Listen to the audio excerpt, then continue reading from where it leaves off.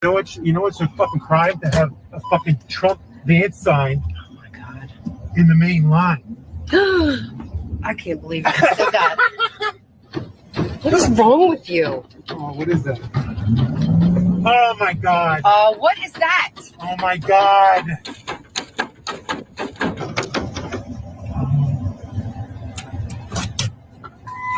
Oh, that's just great.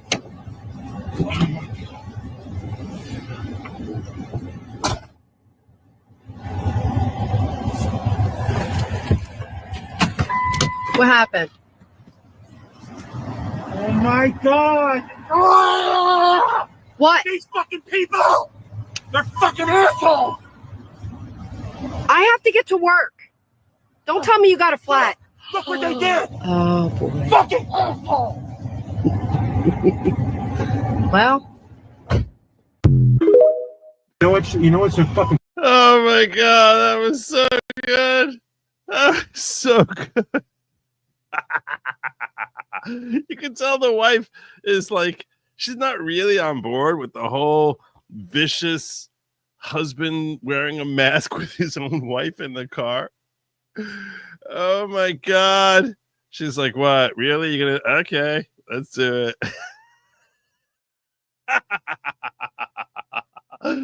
Oh my god. Everything about 2024 feels like the exact inversion. The precise inversion of 2020. 2020 started so well. Many of you might have forgotten. State of the Union speech that we heard in 2020 was so awesome. Everything in the country was going really well. It was just right before no one had really heard about stuff happening in Wuhan yet. Everything was really strong. Nancy Pelosi's ripping up speeches about how great America is, how the economy is flourishing. Fast forward to 2024, January. The State of the Union speech, courtesy of Dank Brandon, Joe Biden, getting this uproarious applause. I mean, uproarious. Oh my God, the left is so excited. You might have forgotten. It was like a 15-minute applause. You thought it was Stalin coming out there. Like the Democrats were afraid, like, oh my God, whoever stops clapping first is going to be the one who gets shot. We're all just going to keep clapping. We're all just going to keep clapping here as he made his way out to the podium. I was just like, this is just freaking depressing. Everything about January 2024 was freaking depressing. And as the year progressed, things went on and on. Even like with the way so then you had like the down period of 2020, which starts, I guess, with, lockdowns and stuff like that.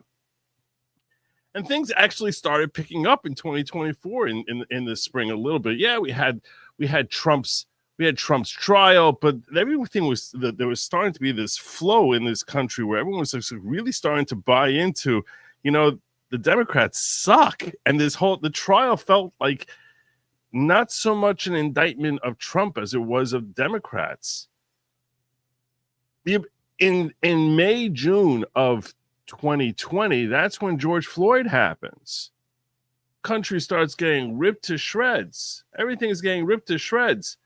In June of 2024, Joe Biden gets ripped to shreds. I mean, everything is falling.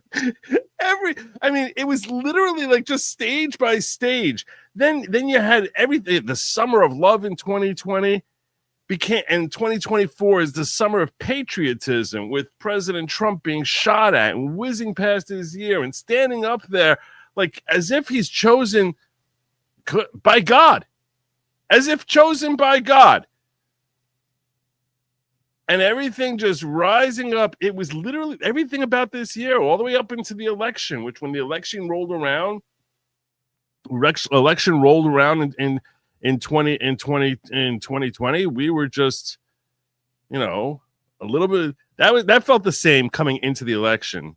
A little bit nervous, a little bit whatever, but I didn't feel that Trump did really well in his debates in 2020. Felt much better about his debate and the way things were progressing in 2020 and 2024. And then, oh my God, we all know the calamity that happened in election day of 2020, and compare that to just like almost, I was like in stunned shock when it actually happened. Even though I called it, I was actually, I've not to toot my own horn, but, or to pat myself on the back. I don't want to break my arm patting myself on the back here. I called him getting 312. I called him getting 311 electoral votes. And he's getting 312. That's pretty good. And I got 48 out of 50 states right. I flip-flopped. I said they wouldn't give him Michigan, that he would steal New Jersey. There you go. There you go. All around, feeling very pleased. Feeling very, very, very pleased with the way everything's happening. And this week has just been, instead of the frustration and outrage we felt in the week after Election Day in 2020, and at that point hope that somehow we can get things overturned and remedied, and this was crazy fraud, and you might have forgotten, we were all frantic. Everyone's trying to expose, what about this thing that was happening in Pennsylvania, that thing happening in Georgia, and trust the plan, and Sidney Powell's going to come to the rescue, and all this craziness that was happening then, when we were desperately trying to weed out good information from bad information. And now it's just joy. It's just joy and fun. I come into a Saturday night, and I'm just stockpiled with one vid after a meme, after something else that's funny, after something else that's poignant. It's the exact it's literally the inversion of 2020. Everything is just, it's so amazing. It's so amazing. And I have a ton of things that I want to share with you tonight.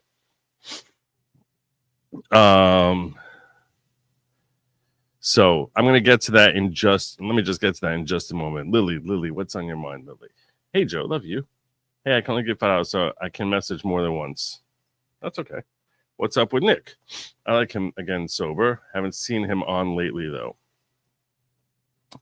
Last time he was here was when I was celebrating my 100K. I haven't spoken to him in a few weeks now. He's still sorting through, the legal issues and stuff like that, which makes it very hard for him, I think, to stream. But it seems like he's coming along, and I pray for his complete recovery, for his own sake, as well as his children and his wife. And Nick and I still consider him a very close friend. I expect to always consider him a very close friend. And we'll see. Hopefully he can see. We've seen him start going on a healthy path, and I'm hopeful that we'll see that continue. But anything I discuss with Nick in private, I'm certainly not going to share it with the public. But some days are great. Some days are going to go better than other days, depending on how things are happening, in the court system and stuff like that. It's just there's a lot going on there. But God willing, I'm hopeful that he'll be okay. So I appreciate you asking, though. He's a good guy. Anyway, I got a whole bunch of funny things I want to share with you, a whole bunch of powerful things I wanted to share with you. And really, I just want to chill with you guys tonight and just enjoy a Saturday night during our week-long celebration of just an amazing, amazing election. I even think Kari Lake has a chance. I'm starting to wonder what's happening, in particular in Pima County. I was rolling over the results there. Should I pull it up now? Let's pull it up now. Let's get this out of the way with respect to Kari Lake and her election there. It's very strange to me. We know the two counties, the two Democrat strongholds in Arizona are Maricopa and Pima County. Maricopa is where you have Phoenix, Arizona, and Pima is where you have Tucson. So if you look over the turnout and the election results, so first and foremost, they still haven't called Arizona. Oh, they called Arizona. I saw some saying that they were going to call it. They weren't going to call it. There you go. Let's share with you some election results. Here's your final tally on the election. 312,226. Nice. And so far, they've counted 774,650,000 to 70 million, basically a 4 million vote, a 4 million distinction there. They'll probably finish around 75 million. A lot of people are wondering where 12 million votes went. And I'll ask you, do you think that missing that's basically, if we want to go through like what the vote totals are in 2024, compare them to the vote totals in 2020, when it seems like there was like another 10 million votes. It's pretty much, he got the same thing, pretty much the same number of votes. There's still a little bit to be counted. Arizona, 87% of the votes are in. California has 66% of the votes.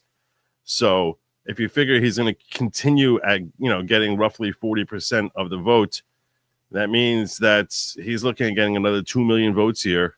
She's looking at getting another 3 million. It still looks like we're going to come up 5 to 7 million votes shy. Any other states which have a significant amount out there? I don't know. We'll see. We'll see what the turnout is. It's a little early for us to speculate as to, based on total voting numbers, and say, hey, that's a lot of votes to be missing. So I'm going to wait a little longer before I actually weigh in with thoughts on that matter. But a lot of folks are starting to question, where the hell are all the votes? Where are all the votes? Where are all the 2020 votes? I don't know. We'll see. See, when they say 95% of the votes in, does that mean there's another couple 100,000 still out there? Is that what that means? Does that mean there's another 100,000 votes out there in Pennsylvania? Each of these states are all saying 95% of the votes counted. On the West Coast, where they basically decide they're going to take their time, it seems like they can have up to another 5 million votes out here. Easy. They've got 11 million votes here. In California alone, they say it's 2/3. They said that means California's expecting another 5.5 million votes. Another 5.5 million votes are supposed to be coming in here in California. So it's a little premature to say that we're missing so many votes that it helps prove fraud in 2020. Don't get me wrong. I will always believe there was tons of fraud in 2020. I will always believe that. The question is whether this can help further, this is another further piece of evidence that you have such a depressed turnout. If anything, you would think that birth rates going up here, we should have more people who are becoming eligible to vote every election cycle.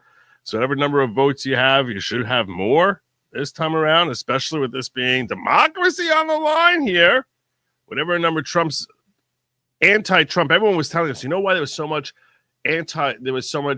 a strong turnout for Biden, even though he didn't really campaign very much in 2020. It was a very strong anti-Trump vote. That's what it was, a very strong anti-Trump vote. It seems like a lot of the anti-Trump people just, why would they care more about stopping Trump in 2020 than in 2024, after he's been indicted, after he's been, after all these terrible things that he's done, indicted 4 times, after he caused the insurrection? The election in 2020 was before he caused an insurrection. Now that he caused an insurrection, all of a sudden there's much less of an anti-Trump vote. I don't know. I don't know what the Krasensteins would say to that.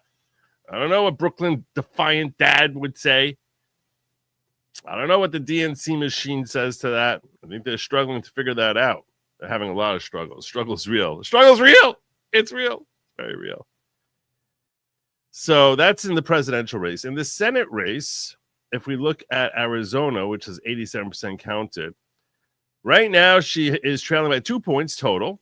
And this translates as 45,000 votes. Kari Lake is 45,000 votes behind. She's 45,000 with 13% remaining, 87% counted. And if you zoom in a little closer, what you see is in this county here in Maricopa, she's trailing by 4 points. She's trailing Gallego by 4 points. So, like I said, Maricopa County, Democratic stronghold. This is where you expect her to be making her ground compared to the more rural areas like Yavapai or Yuma County or Mojave County. This is where Ruben Gallego should be doing really well. So a 4 point lead over Kari Lake is not that much. So you have to ask yourself, why the hell would it be only a 4-point lead in Maricopa? But if we go look over in Pima County, he's got a 32-point lead. 22-point lead, 22-point lead. Why do you have such a massive turn? Why do you have such a massive percentage difference? It's a smaller county, but why? What makes Pima so unique from Maricopa? In Maricopa, there's only a 4-point swing, and here there's a 22-point swing. That's a question that I haven't seen anyone be able to answer yet. But Carrie Lake is very defined, and she's looking for answers. We know she's not someone who's going to back down. Someone else who's not backing down over here is Bob Casey, who's trailing by a total here of roughly 39,500, almost 40,000 votes, with 95% of the votes counted. So we think that he's losing by more. Still isn't willing to. No one's willing to call it for Dave McCormick. Bob Casey's not willing to sit down, and that's where our count over here is showing. There's 2 seats remaining. And so far it's 52-46. Could go as high as 54. This can go as high as 48. Who knows? They're probably going to end up likely. They'll call it for McCormick to give the Republicans another one, and they'll probably call this for Gallego. So we're likely looking at a 53-47 split in the Senate in favor of the GOP if we're tracking the House. So no one's gotten to 218 yet, but we're inching closer. Excuse me. We are inching closer. Before, they were telling us that they were supposed to be getting, this is 218. And they keep pointing as 1, 2, 3, 4. 1, 2, 3. They're expecting the House to be the Democrats, the Republicans get 222, 4 over the threshold for the lead in the House. Who knows when they're going to call these things? Because these are all West Coast states who basically decide they're going to take their freaking time. They're taking their freaking time, with the exception of Colorado and Iowa. They're taking their freaking time over here. And I don't know what the hell is going on with Maine. I was making fun of them on election night. I have no idea why it takes them so long there. It's just astonishing. It's incompetence. There's no other word. It's just incompetence. Anyhow, let's get into some others. I'm going to get into a couple of other just assorted things I found that I was like, my viewers need to see this. And I think top of the list is this. Some of you might remember an attorney by the name of Michael Cohen. He was Alvin Bragg's main witness, despite the fact that he lied on the stand, admitted to the jury he lied on the stand, and still helped Alvin Bragg secure convictions. Listen to me talking like an idiot. Guilt verdicts, not convictions, 34 of them. And it was all on the mouth of this turkey right here. This turkey right here. Michael Cohen, who's got a very popular podcast, who was swearing there's no way that Trump's going to be reelected. 0 chance. This is after the election, being trolled by his own viewers. No problem. Wow, genius you are. Can we stop with that? I appreciate it. I don't like the stupid turkeys. I don't like this.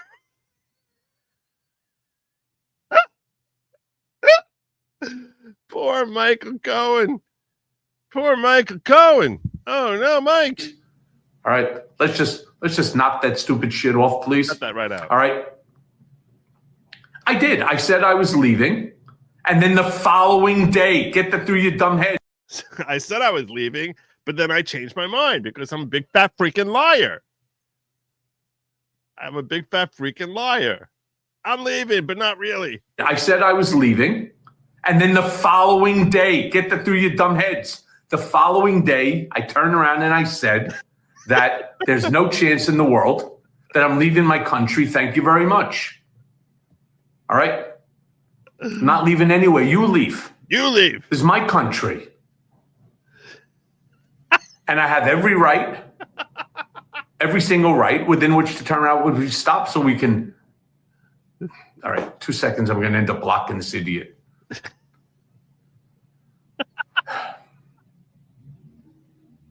No problem. Michael Cohen, doofus. Oh my god. Oh my god. We did it, Joe. We did it. I should have everyone be saying that to me. We did it, Joe. We did it, Joe. I saw a bit on the video that they want to impeach Kamala. Didn't find out for what, though. I don't think she should be impeached. I don't think she should be impeached. Of course they're downplaying it because it makes Muslims look bad. So why would they ever want to, why would they ever want to share that? We did it, Joe. We did it. Is it weird? Is it weird that I'm actually starting to like Joe Biden? Maybe this is part of the whole inversion of 2020. That I'm actually starting to like Joe Biden.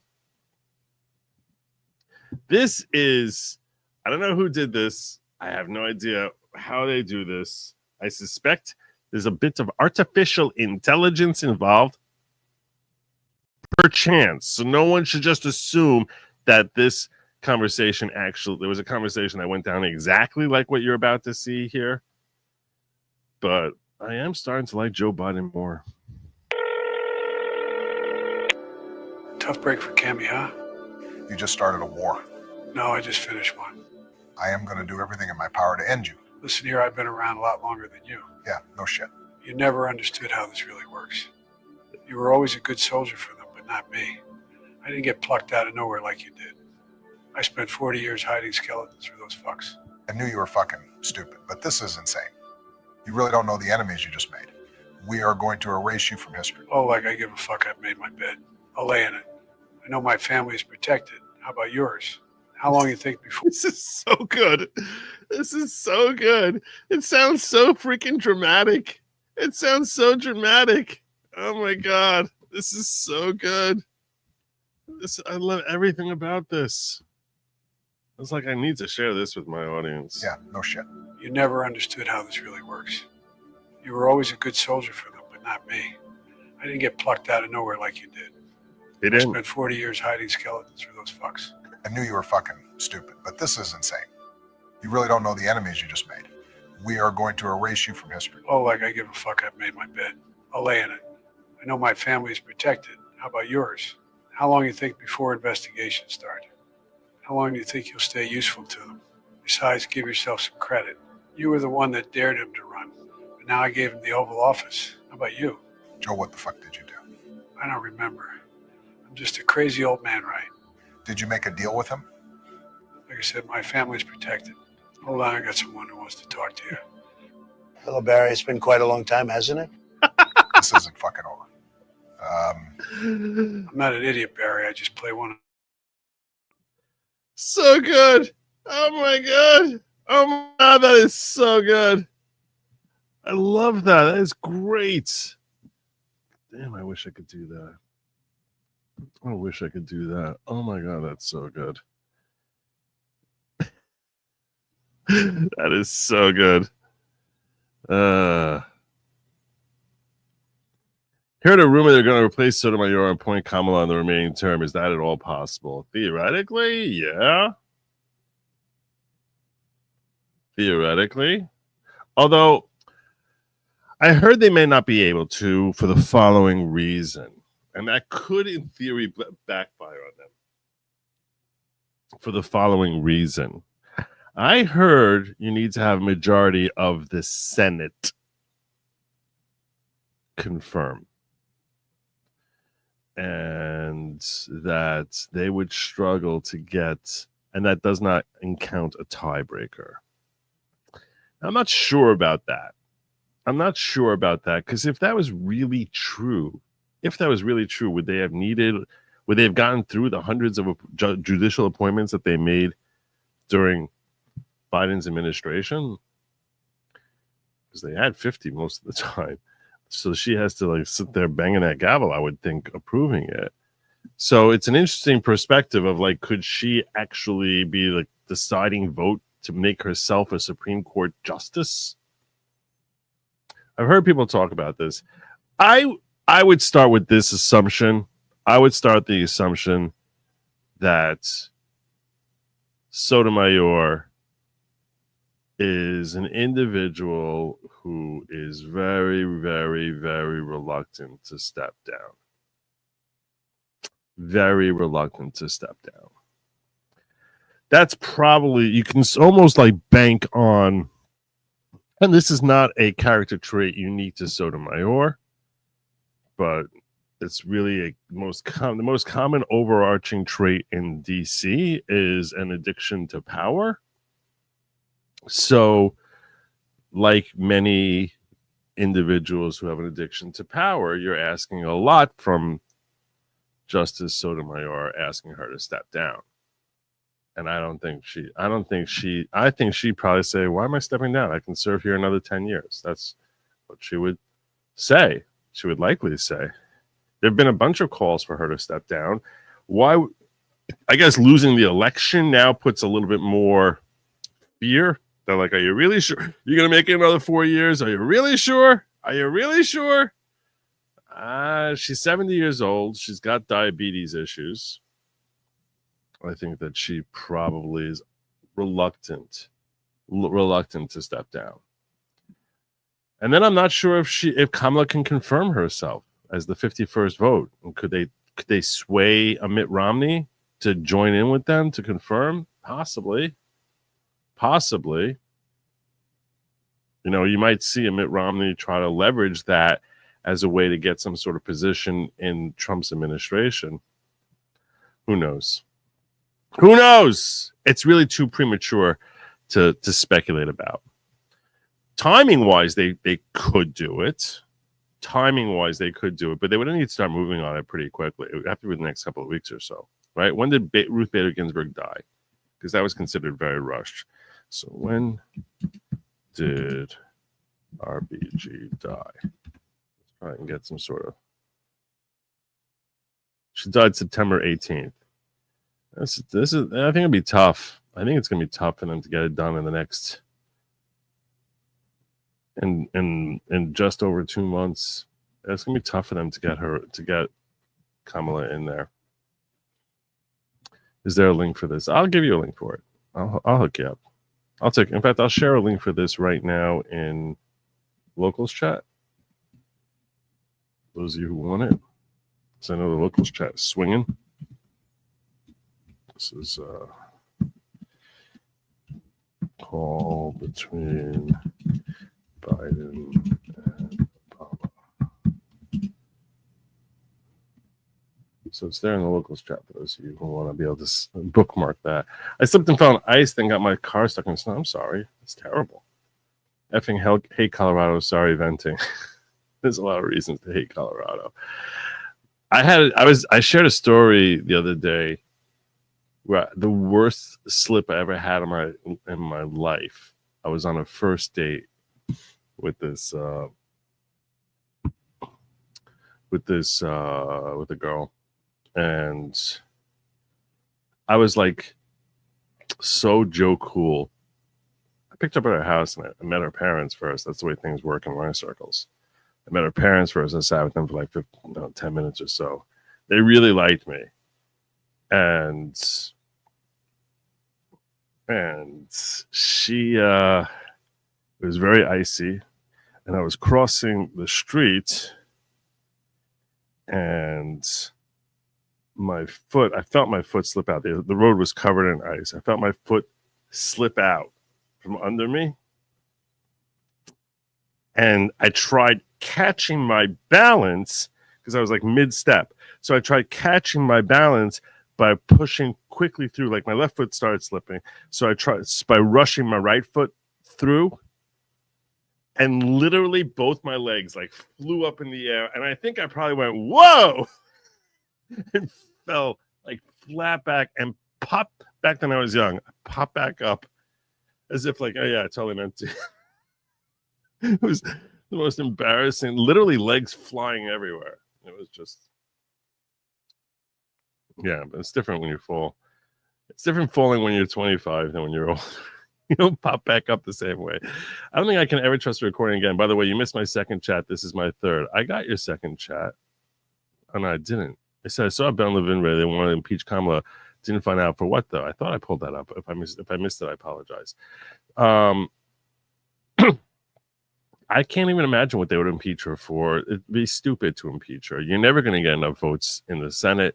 No one in the Republican side wants to impeach her. Let her just ride out. Like for what? For what?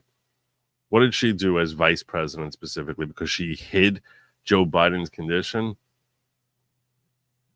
I don't think that's an impeachable offense.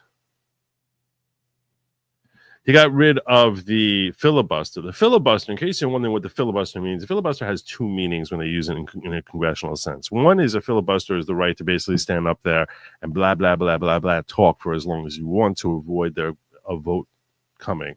There have been instances of members of Congress who would filibuster for days on end, like, take a bathroom break in the middle of the thing because you're not able to gavel them down. The other filibuster element is that the Senate, you need to have 2/3 in the Senate originally. They carved that back from 2/3 to 60. But you need 60 instead of majority. That's considered what they call now. The 60 is what they will frequently refer to as the filibuster. That instead of just needing a simple majority, you need a full 60. Now, they carved an exception to the filibuster when it came to appropriations. Appropriations is basically spending bills. So if you have a bill that's coming forward that's a spending bill, you can get that passed on a simple majority. So that it gives a little bit more leeway, and that's why appropriations bills are easier to pass, because you don't need to have bipartisanship if you have control of the House. It's almost impossible to avoid bipartisanship on anything, or a necessity for bipartisanship on anything that's outside of spending. Another exception, like spending, is an exception to the filibuster, the number of 60 senators. Another exception is confirmation, where you only need a simple majority. But I don't think that that's the case with respect. But the question is whether a simple majority is enough. Normally, when you have a simple majority, you need a simple majority. The president of the Senate, that's the role of the vice president, they cast the deciding vote in that scenario. So the question then comes: are they authorized to pass that deciding vote for a Supreme Court justice? I haven't looked this up recently. I'm not sure if I've ever looked it up. So, but I'm giving you my overall breakdown off the top of my head on that issue. So you're correct. He got rid of it for SCOTUS. I think he got rid of it for SCOTUS, as I recall. He did get rid of it for SCOTUS. However, that doesn't mean that 51, with the 51st vote being the president of the Senate, would work to approve SCOTUS. I think you still need 51. I'm not sure. It would require people who are leaving in defeat to show up a quorum call. 51 senators must be present. That's maybe what I saw. That might be what I saw. That they might, in order to avoid their being able to have a vote, the Senate might be like, we're not showing up. No one's walking in there. So you don't have 51 senators and you can't call a quorum. And then what would happen? Then what would happen is, if they would basically say, we're not walking back into the Senate until January 20th, now you have a vacant seat there that Trump is starting his presidency off with a vacant seat. I think that's what I had seen. That's now that you're saying that, that rings a bell. So since you need to have a quorum of 51 senators, and there are 50 senators that can basically say, we're not showing up, that's a massive risk think of what an utter fiasco that would be for the Democrats if they convince Sotomayor to retire, and then the Senate says, no, we're not showing up. So you have no quorum, and now you can't get her in. Good luck. We'll be back on January 21st. Oh my God. And we have 52 senators. We'll be back with 52 senators.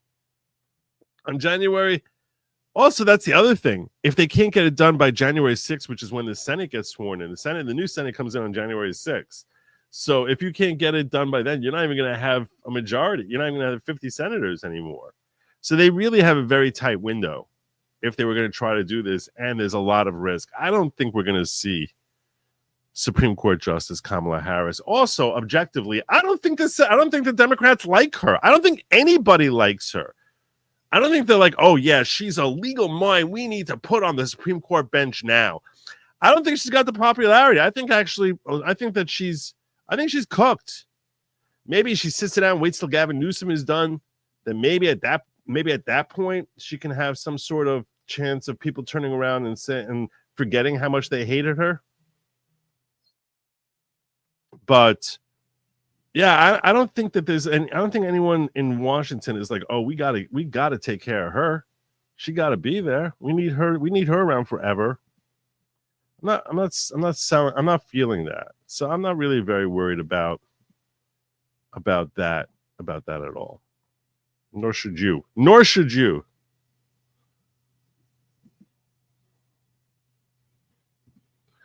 Do you keep in touch with Barnes much? I just saw an update in locals from Viva that he's in the hospital. Sounds serious. Oh my God, no, I didn't. I didn't know anything about that. I pray for his help. He's not someone. I might have his phone number. I don't remember if I do. He and I have nothing but mad respect for Robert Barnes, but I don't have anywhere near the same type of relationship with him that Viva does, and I have much less a relationship with him than I have with Viva himself. So, trying to find a certain to buy energy from the. That was what I was looking for. I don't remember what I was looking for. I was just looking for a particular video that I thought would fit in with what we were talking about, and I'm not seeing it off the top of my head. But I do have a bunch of things I need to share with you all. Bunch of things I need. Let's see this. Must have this link open. If you're here, you can hit the like and subscribe. I'd be most obliged. I know I started late and all, but so a whole bunch of videos that I need to share with you all that I wanted to watch with you guys. And some of them are just people just doing their assessments. I don't know who this guy is, but he actually seems pretty smart, and I actually have a couple of videos with him. So let's just start rolling the tape. These different breakdowns as to like how the election went the way it did. People did not choose grocery prices over your human rights. People chose grocery prices over your delusions that your rights were being taken away in the first place. Nobody is taking away your rights. Trump was already president, and he didn't take away gay marriage. He didn't enact a national abortion ban. So stop scolding working class people because they didn't prioritize your delusions over their ability to put food on the table. True. The people who talk so much about privilege don't seem to understand what a privileged position it is to be in, to be able to prioritize your own delusions that your rights are being taken away, to be able to prioritize that over your ability to put food on the table. I see so many people doing anything but reflecting on why the Democrat Party's message was such a resounding failure. And there's such a reluctance to look within. I reached out to one woman from the left who said she'd really like to hear from someone in MAGA explain why we voted for Trump. She's open to listen. It's nice that after the election's open to listen. I guess that's better than nothing. With the American people this election cycle. This was a sweeping red wave because people are tired of prioritizing fake issues. People are tired of coddling adults who demand that everybody prioritize their feelings over everyone else's ability to feed themselves. On this, that guy was spot on. Everything he said.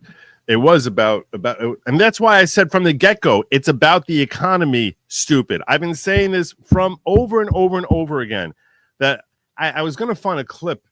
I wanted to share with you all a clip of me basically explaining why it is that I saw the polling for Kamala, the arc that I was predicting for her. And I've said it over and over and over again. I said it on Locals. I said it here. I said the reason that you see this arc is there's all this building love for her. And then what happens is people got to pay their bills in September, and her numbers are going to start to go down. And then you want to know when they're going to go even further down? In October. You want to know why? Because people are going to have to pay more bills in October. That's what's going to happen. And it's the economy, stupid. It's the economy, stupid. That's like the oldest phrase. It's the first thing they teach you when you become a political analyst. In political analyst school, that's the first thing they say. It's the economy, stupid. It's the economy, stupid. Doesn't really explain this right here, which is, I thought was awesome. This was awesome. This is Kiryas Yoel. It's a Hasidic section. There's a whole bunch of Hasidic Jews, thousands of Hasidic Jews who are advertising for Trump. This is in Yiddish. It says Trump wants. Mach America gewaltig noch einmal. Mach America, make America gewaltig, which means great. Noch einmal, another time. Mach America gewaltig noch einmal. That was the slogan in case where they all speak Yiddish. I do not speak Yiddish, but that much Yiddish I speak. And apparently in their 19 districts in 4 polling states, Trump beat Harris with over 98% of the vote, 7,489 to 122. There you go. I told you. Ortho Jews do not like Democrats. 7,489 to 122. Unbelievable. With respect to things that get through to me, most of the time, I think most people's stuff gets through to me. I don't know that. Sometimes my messages act weird. Like, look at this. This is what I get from messages right now. I don't know what to tell you with that. Why am I getting that? What's that? And then I have to hit refresh. I don't know why on my hard drive I get that a lot. Trying to get messages from folks while I'm streaming. Comes through my phone. And there's sort of a very, sometimes I won't share things because I think it's too long. Sometimes I think that it's not the right tone for what I'm trying to cover. Sometimes I just haven't vetted it yet. But yeah, don't take it personally if I don't share something that you share with me. And please don't take that as discouragement not to stop sharing things with me, because I usually try to go through it. In fact, if I find something that's really great, even if I don't have you followed, I'll usually unblock you. Not unblock you. I'll usually accept you, and then you can be able to send me more instead of it going to message requests. So that's a sort of way to circumvent that. Deny a quorum as is required in the Constitution. Yeah, that's the way they would do it. Flannel shirts are a sign you're based. Invariably, that is the case. I thought this was great. This is what I was looking for. I was looking for it. That guy who we just watched. Listen, I'm not. Apparently, he's part of like this popular group of gay folks who are for Trump. And he's in this little quorum right here, which this is awesome. This is such an awesome breakdown of just reality. I'm not afraid of losing my rights because I understand that Donald Trump is not interested in taking any rights away from LGBTQ adults, but rather he is ready to wage war against these adults who have been harming and indoctrinating this country's children. How about you? Oh, me? No, I'm not worried because when he was president, he stood up at the UN and demanded that homosexuality be decriminalized worldwide. Didn't they tell you about that on CNN? No. This is amazing. I like the way they put together this video. Oh, well, yeah, that happened. What about you? I'm not afraid for my gay rights because Trump has already been our president. And last time he was our president, he had Republican control of the House and the Senate, and he still didn't do anything to our gay rights. How about you? Yeah, no, I'm not worried about losing any rights under a Trump presidency as a gay woman. How are you going to tell me he's against gay people when he literally had a gay wedding at his own house? How about you? I am not afraid for my rights under Trump's presidency because President Trump appointed Richard Grenell, who became the first openly gay man to hold a cabinet-level position. I wouldn't consider that taking rights away. I think that's providing opportunity where it's never been given before. How about you? Did y'all forget that he was the first ever U.S. president to enter office? Actually, even before he was entering the office, to be pro-LGBT. Yeah, we're good. There you go. That's where I saw that guy. I was like, I don't know who that guy is, but I saw him in 2 videos. That's what I was looking. I was looking for that second video. So I'm glad I broke that down. Contrast those fine people with this guy here. Check this guy out. California public school teacher had a total meltdown in class because Trump won. He compared Trump to Hitler, told kids they could end up in concentration camps, called them privileged, said Kamala lost because of racism, sexism, and more. Here's the audio to back it up. Check out this guy.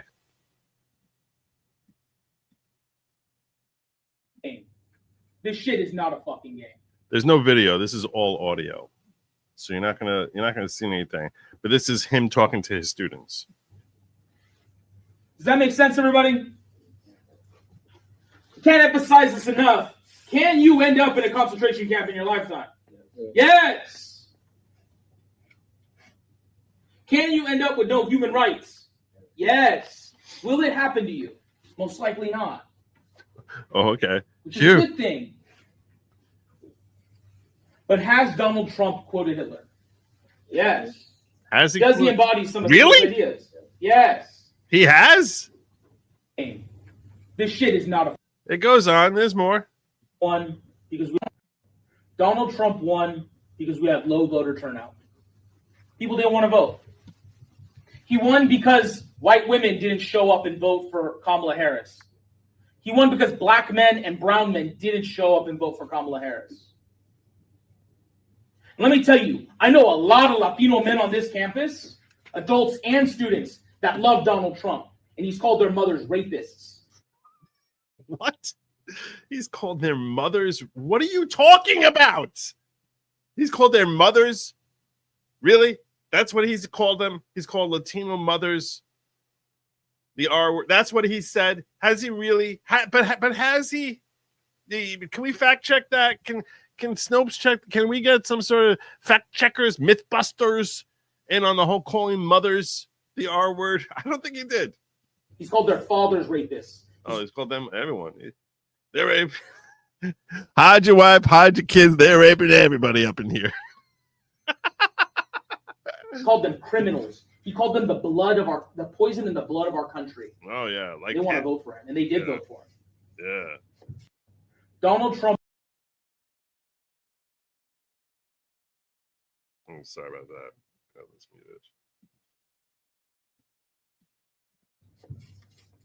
I know a lot of Latino men that wish they were white, and they'll never admit it to you. A lot of your fathers. This sounds like the most racist thing in the world. And I think this guy is Latino himself, but I think his last name is Perez. A lot of your uncles, a lot of your grandfathers. And he says Latino in ways that I can't say it. So he says it like a Latino does. So that's why I'm assuming he's Latino. Not simply his last name, because based on last name, you would think Nick Fuentes is Latino. But yeah, based on how he says that word. God, they want to be white so bad. They never will be. Hate that shit. I hate Latino men that oppress the women in their family, their own daughters, and they turn around and vote for men that want to oppress them. I love being Mexican American. I love my community. But God, I fucking hate the patriarchy. He hates the patriarchy. If you're a young man right now in front of me, I hope you hate it too. I hope you hate the patriarchy too. Oh, the patriarchy is everywhere. Oh, the patriarchy. Oh man. Give me sandwich, woman. I am man. This is patriarchy. Come, you listen to me. I in charge. You a nobody. You just a woman. Get used to it, because this is the patriarchy.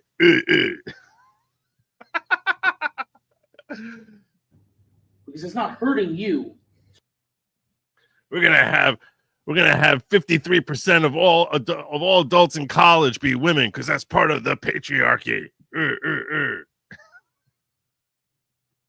Force them go to school. Me, I can't match socks. I'm man. I can't match socks unless a woman. Match for me. Now go cook me some meal, because I'm a hungry man. It's hurting everyone you love. You get the privilege of not being born with uterus, so it doesn't affect you. I have the privilege of not being born with a uterus. Whatever, I'm not sure where the uterus is because I'm just a man, and men don't have to know where a uterus is. Oh my God. Oh my God, this is so stupid. It's affecting everyone else. Everyone else.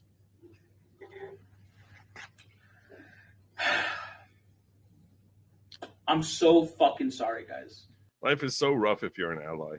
It's so rough for you if you're an ally. Oh my God, it's so rough for you. You deserve better.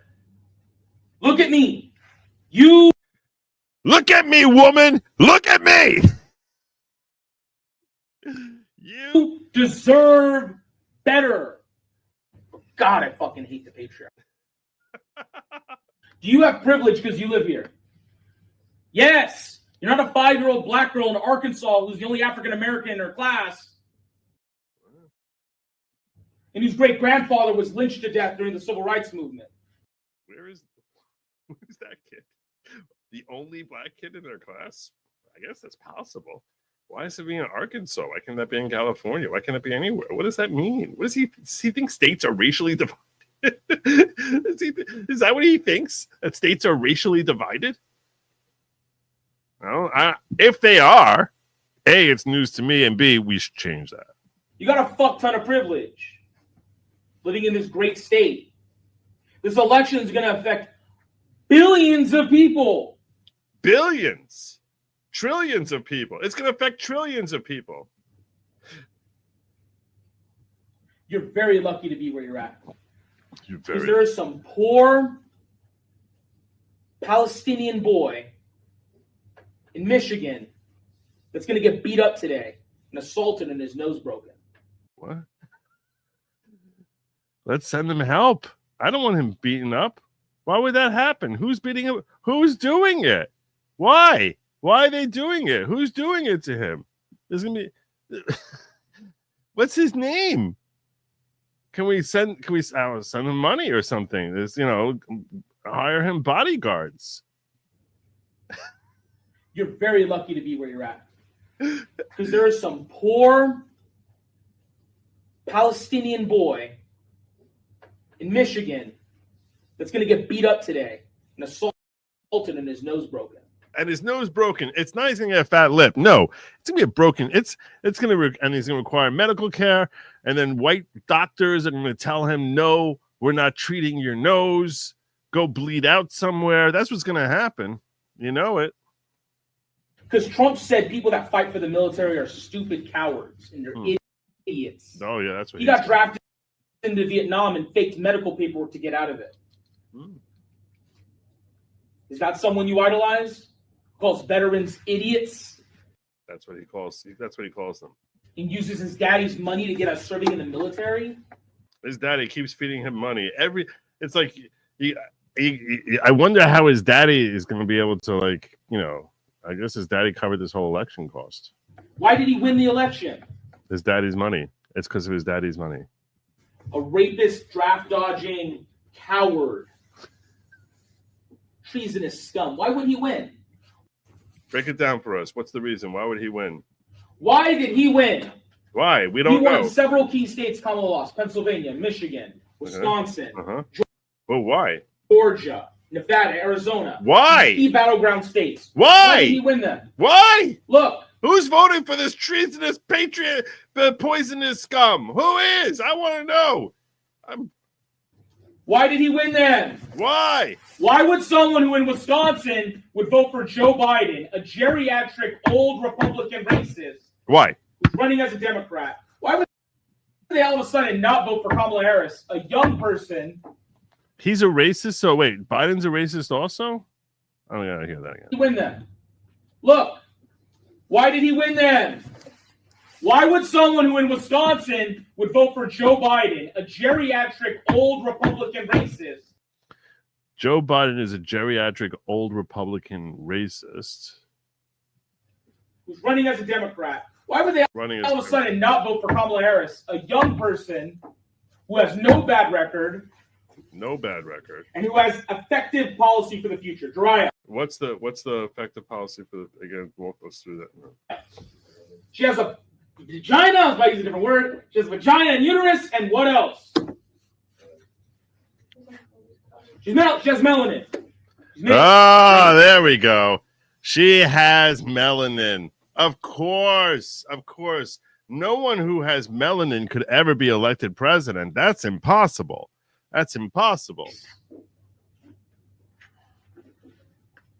I'm upset. I'm disappointed. Are you? I'm not surprised. Why would he win? Oh, okay. I'm upset. I'm disappointed. I'm not surprised. That's because back in July when Joe Biden dropped down and Kamala took over, I cried for a week, nonstop. Because I knew what? I believe there's a lot of reasons you cried for a week. There's a lot of reasons. I knew what? I knew that if we got the best candidate in the entire country, and it was a brown woman, people wouldn't vote for her.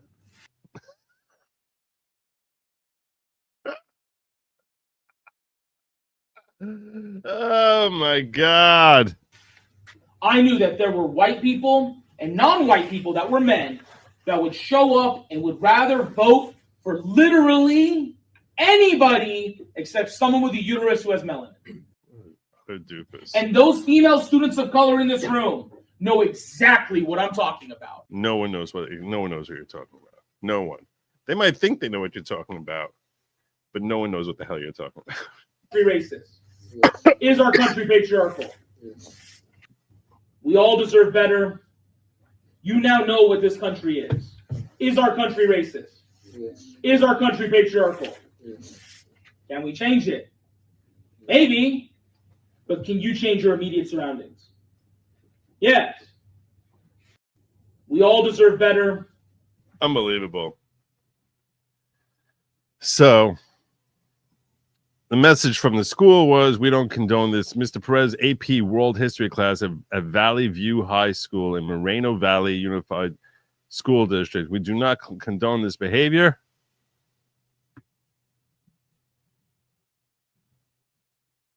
I don't know if you can read this. I'll try to make it a little bigger so you have a better shot at it. I'll make it a little bigger for y'all. All right. It was brought to the administration's attention that during class yesterday, the topic of election results surfaced and became heated. We want to thank those that came forward to express their concerns that they have a lunatic who's running their classes. We strive to create a strong and welcoming environment for all. While we expect conversations regarding politics and political viewpoints to be discussed in an AP World History class, we also expect it to remain respectful. We do not condone the behavior that was exhibited in class yesterday. We thank those that brought it to our attention so we could address the issue. We're fortunate to live in a diverse area with differing viewpoints and beliefs.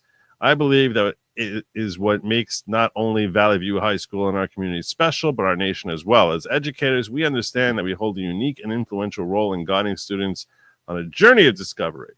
We aim to provide a balanced environment where all students feel safe to ask questions, research from reputable sources, engage in respectful dialogue, and ultimately form their own beliefs.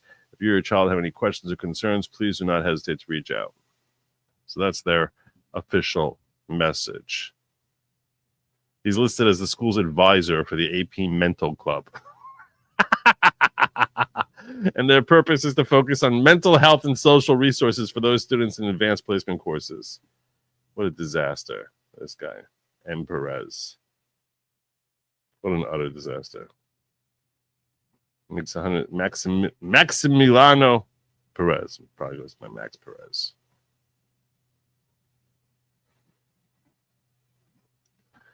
All right.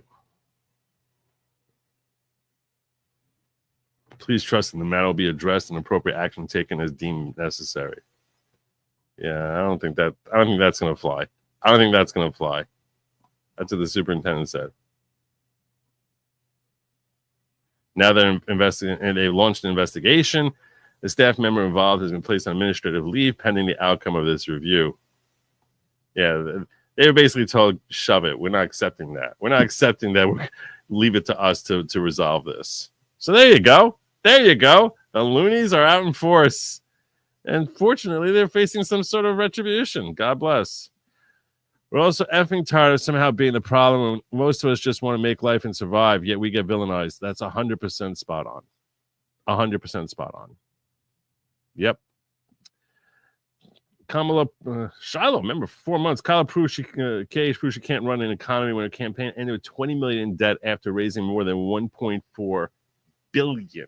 Insanity. I can guarantee you that the $20 million they're reporting right now is significantly underreported. They're overspending. Part of what they did is, they brought out the team of celebs. The celebs were all charging them. Supposedly, reportedly, Oprah Winfrey, who thought that humanity and democracy was on the line and is worth many billions of dollars, refused to do that interview with her unless she got paid $1 million for it. So she charged the Kamala campaign $1 million for that interview. And why wouldn't you do it for free? If you really believe it, why wouldn't you do it for free? Are you kidding me? Are you kidding me? That's the difference between the left and the right. That's the difference between the left and the right. Because we believed it. That's why people came out. That's why people turned out from the right, and no one was turning out from the left. Because we believed it. You want to see proof? You see proof amongst the leadership as to who's really believing and who's not. Because you got billionaire Oprah Winfrey needs to get paid $1 million to sit down and talk to the vice president. Needs $1 million to campaign for her. Whereas Elon is donating $1 million a day. Now he's worth a lot more than Oprah. I get that, but still, he's not charging money. He's coughing up money. Unbelievable. That's the difference. Difference between Elon and Oprah. Robert Barnes betting shekels for you. I really pray that he's okay. He's a good man. He's a good man. If the Tanakh God does not condone any sin gay, what happened to Sodom? What say you, Joe? What I say is that that's not at all a government matter. That's what I say. People have, I've talked about this many times. I don't think that the government is supposed to be involved in this whole thing. And when you're assessing, how does he deal on gay rights and what concerns do people who are gay have about Donald Trump, it's an asinine take that he's a threat to that community. So there are leftist women saying that they will now unalive male babies they're carrying to protest the election. Yeah, so I got a bunch of stuff on this sort of thing. There's a few things I wanted to cover. You guys are sort of touching on it. Where are you?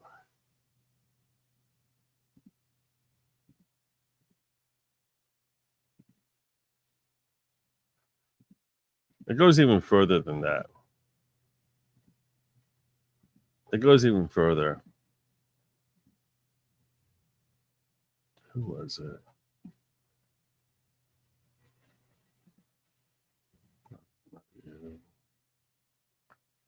Still can't get these DMs.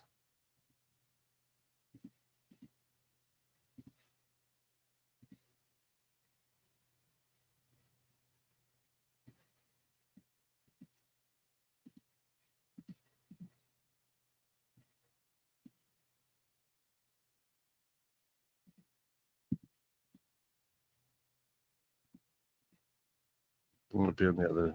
Could be on the other thread. It's probably on the other thread.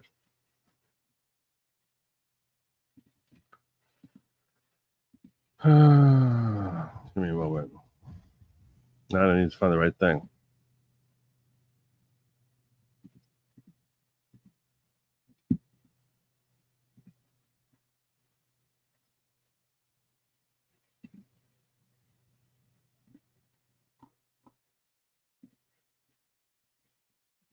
I think Matt Gaetz had the best response for this. Why is it that the women with the least likelihood of getting pregnant are the ones most worried about having abortions? They're like 5'2", 350 pounds, and they're like, give me my abortions or I'll get up and march. They need to get up and march for like an hour a day, swing those arms, get the blood pumping, maybe mix in a salad. Nobody wants to impregnate you if you look like a thumb. Why? They all do seem I can't explain it, but they all do seem like, they're just not. They're not the pick of the litter. Let's put it that way. I meant to cover this when you brought this up earlier. I meant to pull up this clip that I had here. This is great. You talk about her being in debt, and I was telling you and so I was going to bring this up earlier when someone asked about her becoming a replacement for Kamala Harris, and I was telling you she's not very popular. I mean, think about this. She was gifted $1.4 billion. She didn't have to earn that campaign money. She's gifted it and did worse than anyone could possibly have imagined her doing. And it's because she sucked in every way possible as a candidate. And she's just a walking disaster. So here she is on the phone making some calls after the election.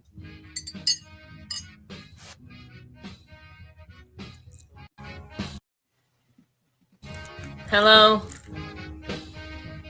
I don't know what to tell you, Barack. I have no idea where the money went, right? $20 million? Can you tell Beyonce to give me a call back? She can also just wire me. Technically she should pay me back. She didn't even perform. This Offset? Oh, I thought you guys broke up. Can I talk to Cardi for a second? Hey, girl. Yeah, listen. So here's the thing. I didn't get elected. You didn't help me get elected, and you said you would. So I think that, you should unburden that and give me my money back. Don't hang up on me. I will dog walk you, bitch. Hello. Hey, girl. And this is Big Sister General.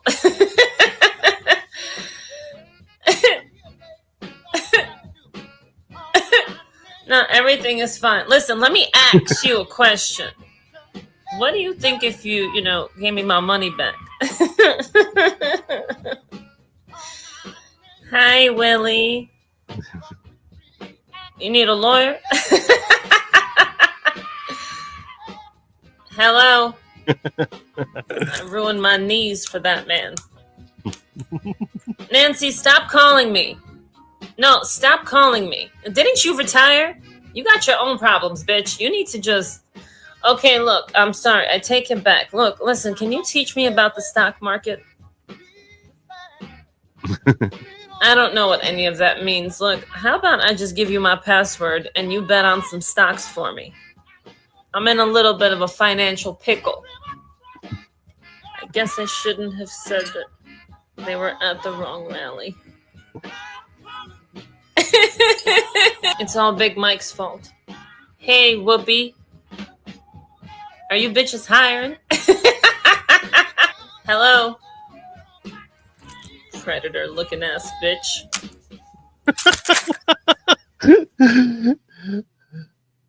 That's a very true thing. She does look like Predator.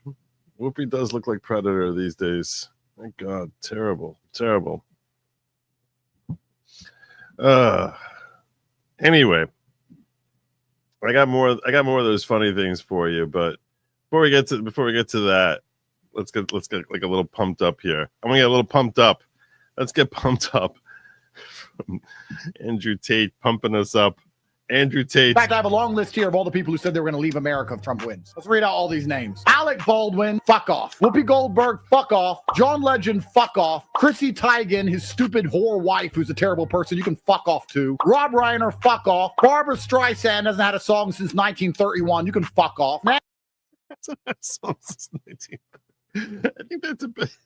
I think that's a bit of a stretch. Nancy Pelosi, fuck off. Hillary Clinton, the most evil woman in history, fuck off. Megan Rapinoe, fuck off. Tom Hanks, fuck off. The only thing you ever did good, Tom, was play a retard. No coincidence. Amy Schumer, fuck off. AOC, fuck off. Lady Gaga, fuck off. Taylor Swift, Bill Gates, Jane Fonda, Madonna could all fuck off. Mark Ruffalo, I don't know why they chose you to be the Incredible Hulk, because you're clearly a little pussy. Fuck off. Kim Kardashian, fuck off. Bruce Springsteen can fuck off. George Clooney can fuck off. Hunter Biden, he doesn't even know what fucking day of the week it is, but he can fuck off anyway. Oprah can fuck off. Robert De Niro can fuck off. Samuel L. Jackson, I used to think you were cool, but I'm afraid you now have to fuck off. Miley Cyrus, Travis Kelce, Bobby Altoff, Rashida Tlaib, Stormy Daniels, Anthony Fauci. We don't want you here, Fauci. You're a fucking liar. All of you can fuck off. George Soros can fuck off. Eminem, Ellen, Sean Penn, Sharon Stone, Ashley Judd, Tommy Lee, Bryan Cranston. Imagine going from Walter White to a little liberal fucking dickhead. Fuck off. Billy Joe Armstrong can fuck off. And Bono's gonna drive his car off a cliff. That's the list of people I would have kicked out anyway. So fuck off. That's the list of people that we don't want in America anyway. So get the fuck out. See ya. There you go. There you go. Can't really argue with anyone on that list.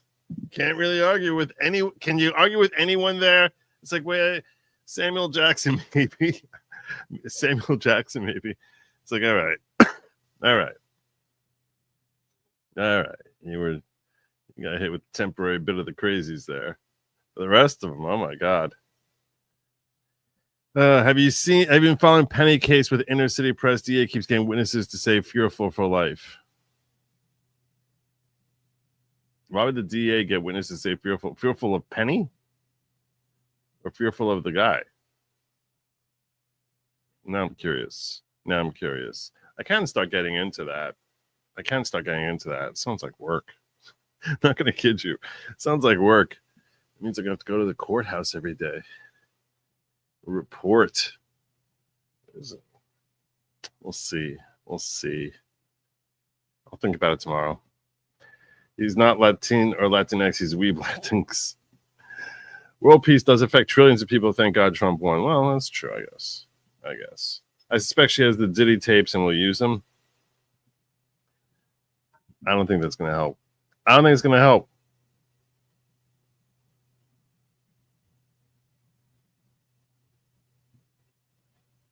We'll share some more.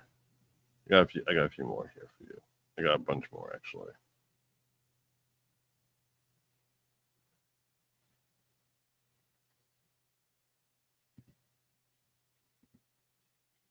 Let's see what we got. I'm just going to start pulling them open. We'll just start pulling them open. Let me tell you something, Victor. Yeah. I'm going to vote for Kamala Harris. Are you going to talk to me again?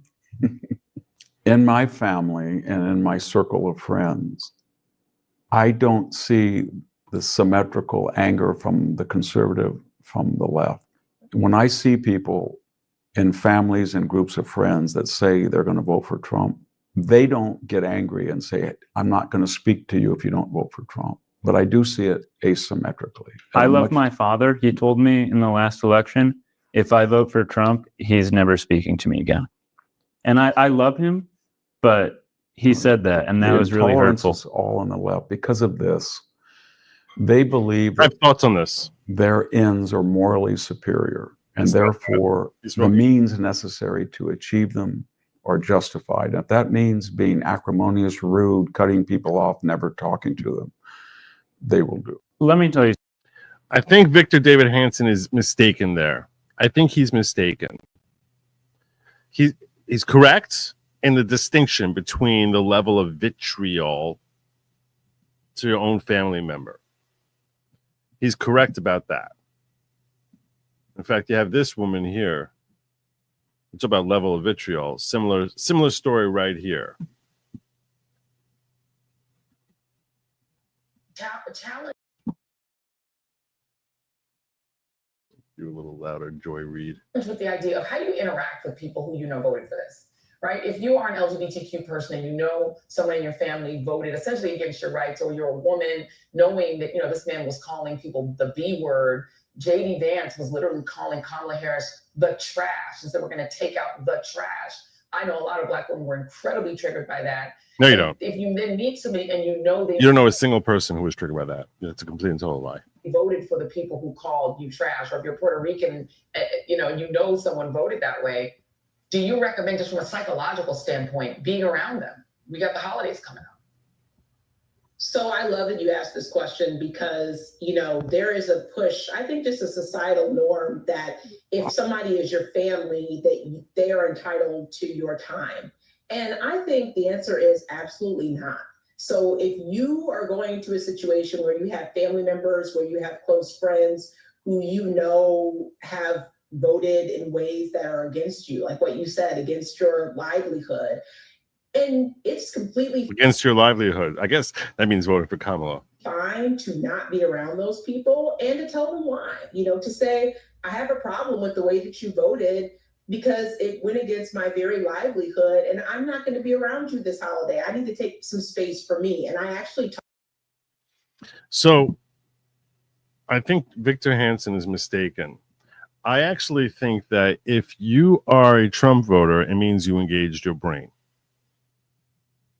And if you're a Kamala voter, it means you wrapped your arms completely around your heart and pretty much turn your brain off. You turn off critical analysis. If your vote is being dictated by your heart and by raw emotion, you first and foremost lie and claim that you engaged your brain, even though you haven't, clearly. But it becomes something that's very personal to you. Like, it's a personal thing to me. Like, this is something I feel. Like, this is like, that's why you have this level of outrage. I feel this. Like, this is something that's significant to me in the sense of this is a definitional thing about me as a person. And people cannot be objective in when they have that type of mind frame. So it's actually not remotely surprising for them to say that they're going to lash out at their own family members who are disagreeing with them on this, because they look at it as a personal affront. They feel violated because they've been triggered into wrapping their emotion as opposed to engaging their brain.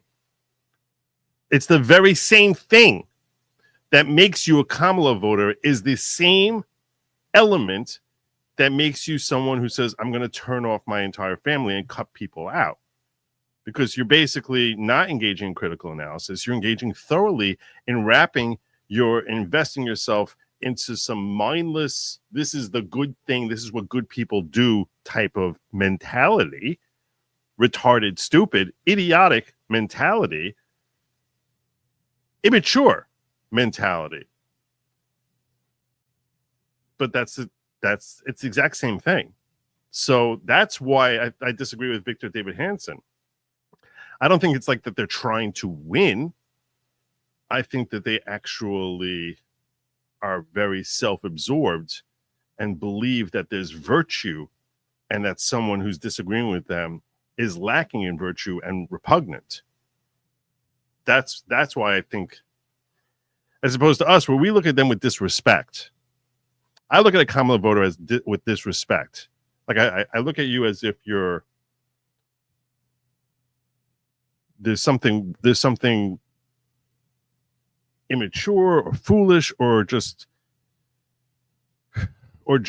something off about you. They look at it as revolting. And that's a different thing. That's a different thing. You don't want to be around something that you find revolting. So I don't think it's a matter of trying to win or whatever. I look at it as it's a different emotional reaction to someone from the other side. But I'm curious about your take. That's my take on it. I'm wondering if you think I'm right, if you think Victor David Hansen is right. Again, this is what his argument. Where are you, Victor? Here it is. Say something, Victor. Yeah. His argument, he lays down the last 10 seconds here. This is his argument. On the left, because of this, they believe that their ends are morally superior, and therefore the means necessary to achieve them are justified.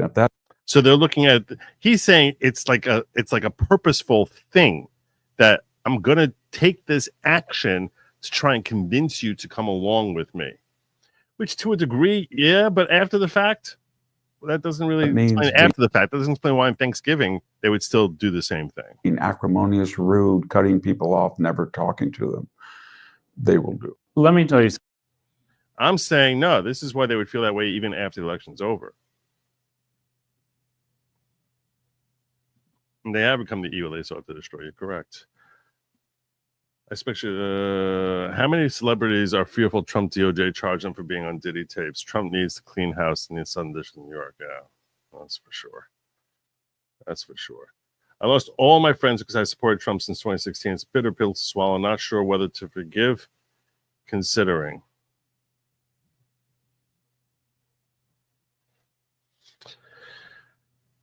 It's an interesting question you're asking.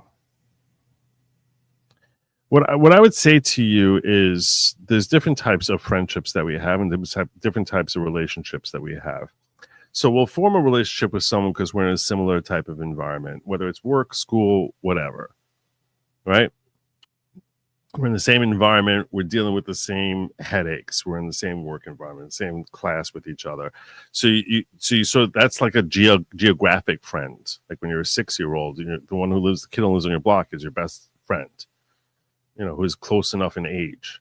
It's like it's not based on shared values. It's shared experiences, which are the root of what your friendship is about. That doesn't mean that they're a quality person. They can actually be a very low quality person, but they happen to live on your corner, so they become your best friend. And that sort of happens in school and even in work. This is someone who deals with the same boss I do, so we can laugh about it together. But if we were in a different setting, I would never have anything to do with Tom because he's kind of annoying or stupid or whatever, or barely fits in with me. So from amongst those that we fit in with together, then there's a different type of friendship which you have because we just gel with each other. And that person might not be a good person, but personality-wise, we just gel with each other. That's a different type of relationship, right? So we can really understand each other, even though I happen to think that person might be bad for me, might be self-involved. The healthiest relationships are with people who are actually good people. By good people, I mean they actually care about their friends rather than caring about the fact that their friends make them happy. Many of us you'll form different types of relationships with different people. So you'll form relationships with people who it's to their benefit to be friendly with you because you are going to be a friend back to them. I don't mean financial benefit, although sometimes it can be. I'm referring to just the social connection feels good for them. So the reason they're your friend is because you're another social connection, which makes them enjoy their time and feel a certain sense of happiness. That's not a real friend, though. That's someone who's using you in a mutually beneficial way where you could be using them as well. You're using them because they provide a social outlet for you. And that's okay, as long as you understand that that's the nature of your relationship. I would never tell you to cut off a relationship like that, but I'm simply saying to appreciate that relationship for what it actually is, rather than investing in it that because of the fact that we happen to gel with each other, or because we happen to be in the same shared environment, now we are alike. Or now this person, male or female, is a good person. And by good person, I mean someone who actually is going to selflessly give of themselves for you without an expectation of a return benefit. Because that's what ultimately a good person is. A good person definitionally is someone who has a level of selflessness that they actually care about the well-being of others, which is a very rare trait. Frankly, most people have varying degrees, some degrees of it, and that's going to vary. Very few people will have it be will have it be a predominant force in their life in on a day-by-day basis. But you can start to tell when you watch people, especially not how they deal with you, but how they deal with others, whether or not that's a predominant factor in their character stockpile. And what I would tell you is this: someone who cuts you off because of how you vote or how you feel about something, and it's not rooted in something else. They might cut you off because you're a jerk. It's possible that you're the jerk watching me and they're the good person. That's always possible. I don't assume that because you're watching me, which is a reflection, obviously, of your very fine taste, that necessarily means you're a good person. But someone who's cutting you off because they disagree with you is not someone who is a friendship that I would feel you need to treasure. Especially if you're disagreeing with them on something that's not really affecting them. So, in that sense, should you be forgiving and show grace? That's always a good quality, be forgiving and show grace. But that doesn't mean you should forget that that's who they are as people. In other words, that, hey, if you disagree with me, I'm going to cut you off. So that means that to a certain degree, your willingness to go along with them in their ideology is a contingency of their friendship, which means that sometime in the future you disagree with them again, they're going to do it again. They're just going to cut you off again. Now, that doesn't mean you shouldn't show them grace. You can show them grace. It's a matter of level of investment, of how much investment of your time, effort, and friendship should you give back to someone like that. And that's where I'm saying that you sort of need to, we all have limited number of hours and investments that we can make with our time and our efforts. And that's why you sort of want to calculate, is this someone I want to invest in strengthening friendship? And to, look, if there's someone you enjoy hanging out with, okay, but just bear in mind that that relationship is going to be contingent on some other situation in the future where they're going to expect you to agree with them. Unlikely, right? I mean, that's what they've already displayed to you. So if it's for you, and like I said, there can be mutually beneficial relationships on a social level between two different people where one of them might not be such a great person, but just keep yourself, for your own self-protection, mindful of that, so that you're never looking at them as someone you're going to be banking on as being, you're a pallbearer at your funeral. Because they're likely not going to be. Unless they feel like that they're going to have a good time at your funeral. You know what I'm saying? Like, you just sort of like need to measure. So I'm not saying cut them off. I'm saying you can be nice, whatever. I'm saying if it's to your benefit to hang out with them. Let's say both of you are fans of a particular, I don't know, roller hockey team. And they're the only one that they'll go and enjoy it with. So, okay. That doesn't mean it's someone who you're going to share your most intimate thoughts and feelings with. You can use them for that purpose. And they'll be using you for that purpose. And that's okay. We all have many relationships like that are not with people who we are necessarily bosom buddies with. And those are important elements to our social rotisserie of who we hang out with. So that's my thought on that. My son had cut me off because I voted for Trump until I study and see the error in my ways and apologize for with evil. He's my only child. That's a more complicated situation.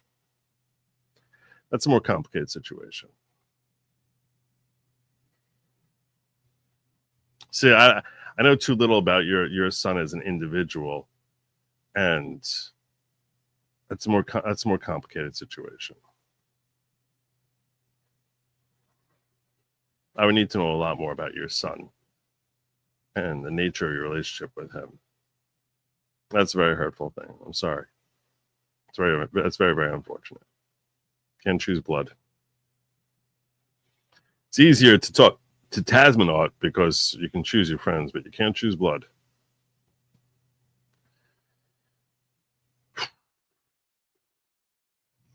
That sucks.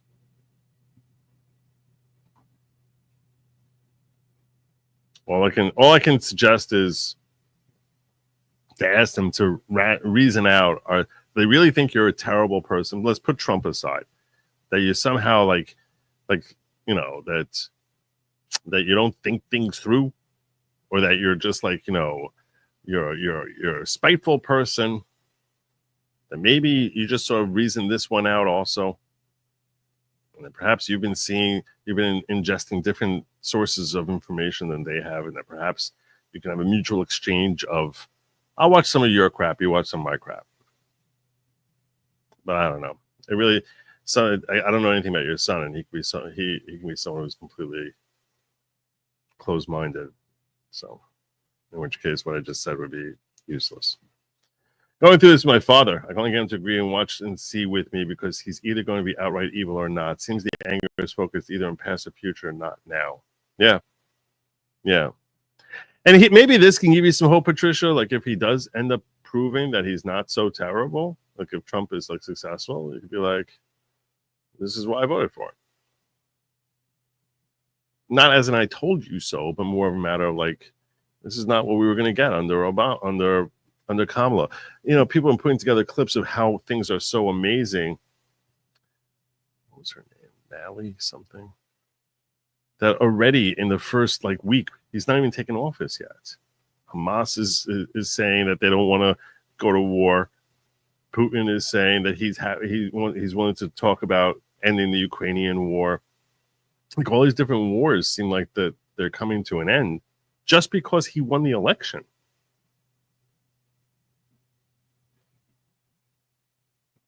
Like why is that not a good thing? Thank you, sir. I appreciate the insight. I lost my sporting career as well due to the jab. I'm very socially isolated. I only have my wife, kids, and mother now. It'll be hard to rebuild. Yeah, I got that.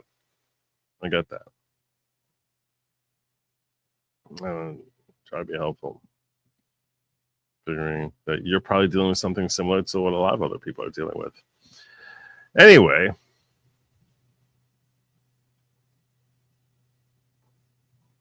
I want to share with you this one. If you think that life is rough for you, I'm going to share with you two videos here, back to back. Dr. Arlene, I don't know, Unfiltered. Here's the first one. From November 5th, D-Day. This is Dr. Arlene on D-Day. This is great. You're going to like this. Back-to-back videos. Okay, so we're closing in on almost 5 p.m. Eastern time, and I've been tracking everything that's been going on across the country today. And my most important encounter was when I went out to get my champagne. I was talking to the guy in the store, of course, asking him, did he vote? And he said he did early voting, and he asked me if I early voted. And he asked me, why I was getting the champagne. And I said, because I'm going to be toasting Madam President tonight. Okay. And he just looked at me with kind of like a smirk on his face. And I said, she's going to win this, right? And he says, oh, well, it's very, very close. And I said, no, it's not. He says, well, what do you mean? I said, no, it's not. The women of America are making their voices heard. Here come the women of America. Reproductive rights is what it all comes down to. That's the only thing. No one cares about the economy. All they care about is reproductive rights. Every woman. And the women are voting in numbers relative to men that are unbelievable. She's won this. And I said to him, she's going to take every one of the swing states plus Iowa.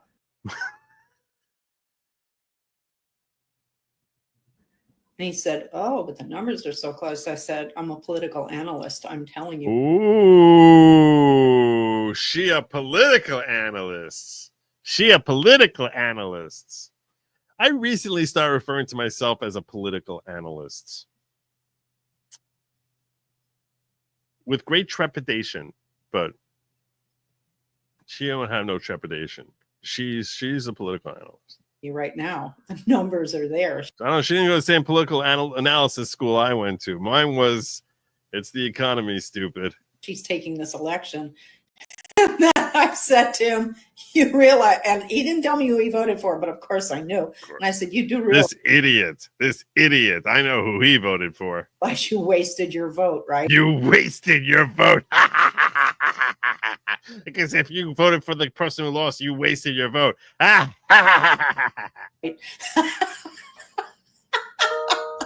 I didn't care. And I walked out with my bottle of champagne and happily walked home. Bye-bye.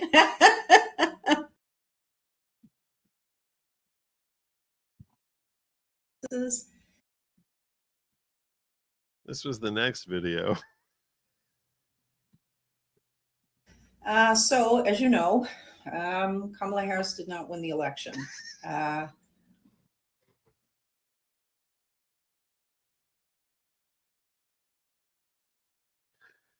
Where's the laughter now?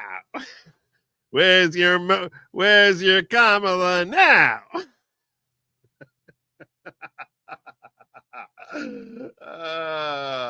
This is justice right here. You arrogant, stinking political analyst.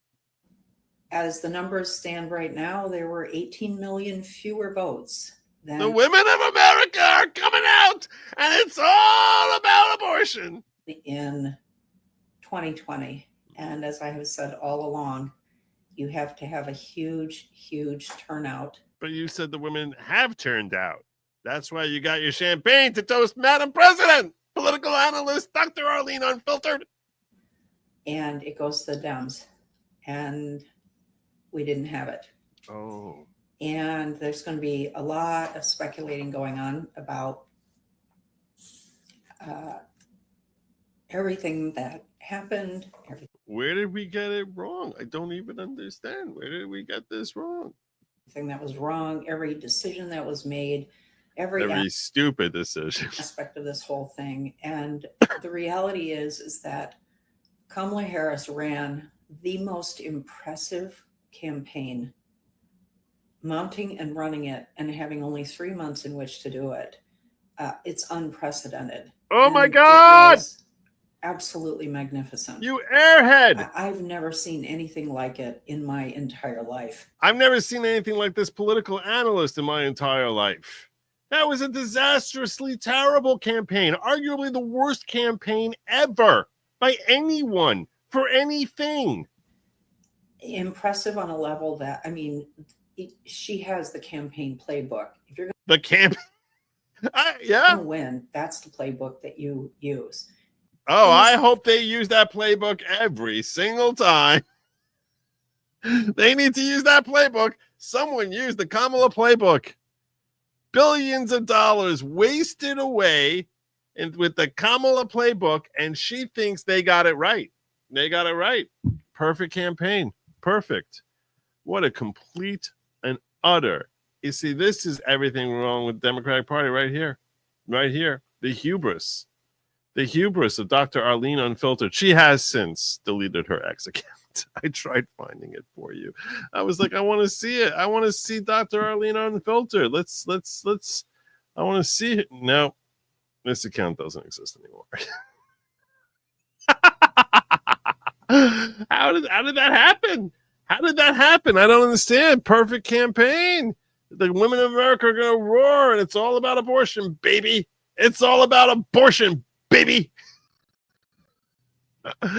Dr. Arlene, I saw that. I was like, oh, I gotta share those two clips with my audience. They need to see. They need to see the fall of hubris.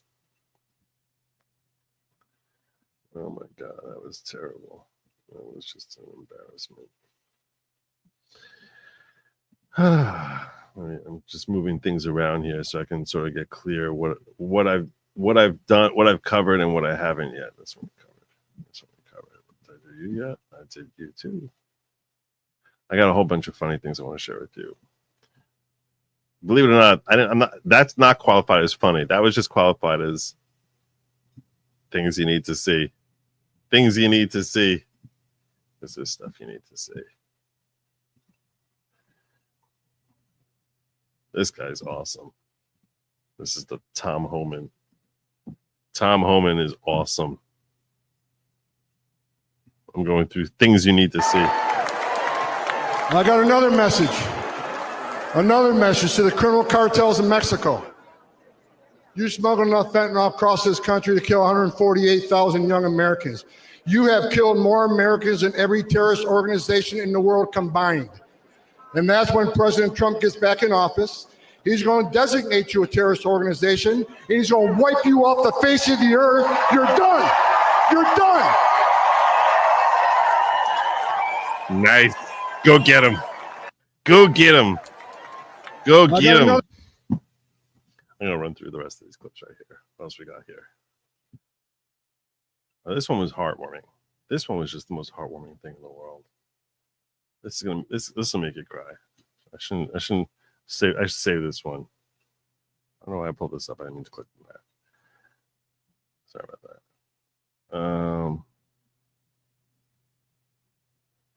This was all right. We'll give it to you now. It's here. This one will make you cry.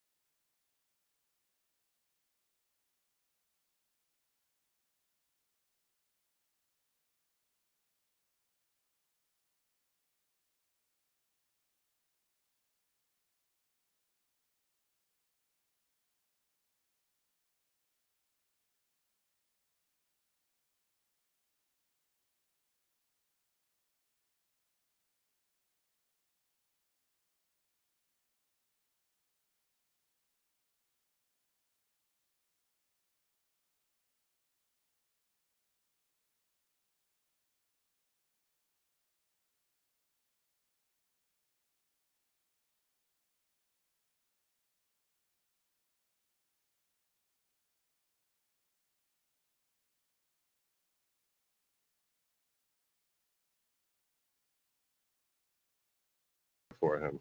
Maybe share that, Patricia. I don't know. That's the guy I voted for.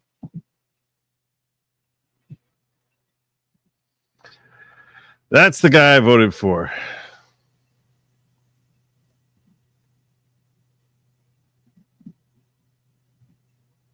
Got 3 more of these. This one I called Trump or Treat. Trump or Treat.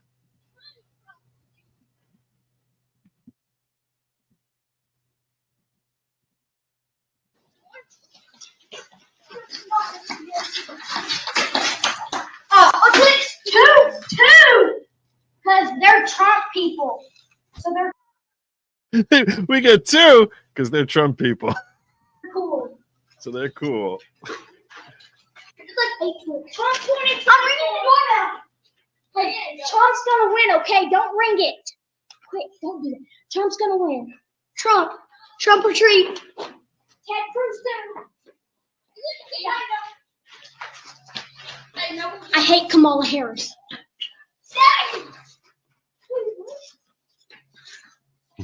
Take one more. Oh, that was great. Oh, that was great.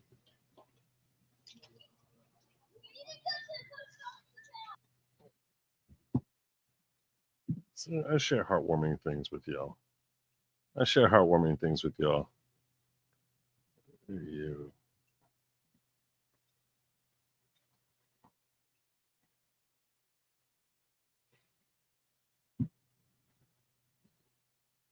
All right.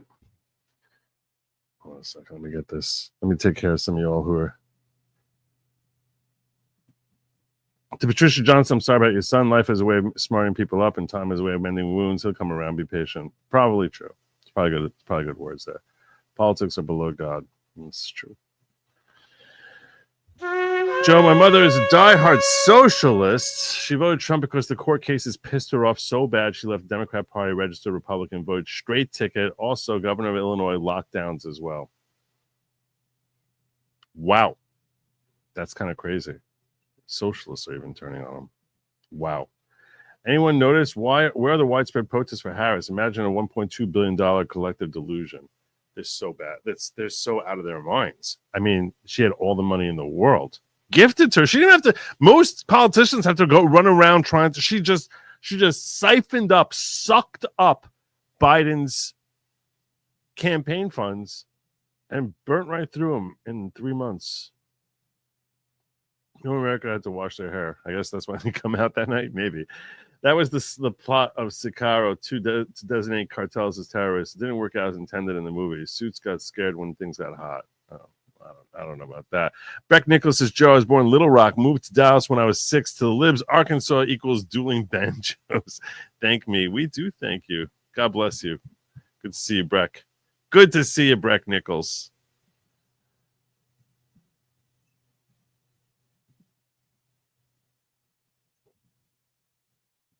All right. I don't remember why I put this aside for Megyn Kelly. She usually has good stuff. I don't remember what I saw that I liked, but I was like, one of the big losers. The celeb crowd. Beyonce, loser. Oprah, huge loser. J-Lo, you matter. Loser.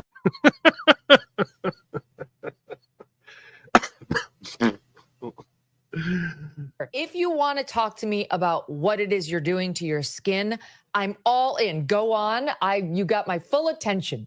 If you want to tell me who to vote for or what's happening with the economy or immigration, please sit down. We would like to know what happened between you and Ben Affleck, what happened between you and P. Diddy, exactly what you're doing to your butt, and how you keep your skin so glowy. That will end the list of things we care about J-Lo's opinion on. Taylor Swift, sorry, you effed around and found out. You do not have unlimited influence.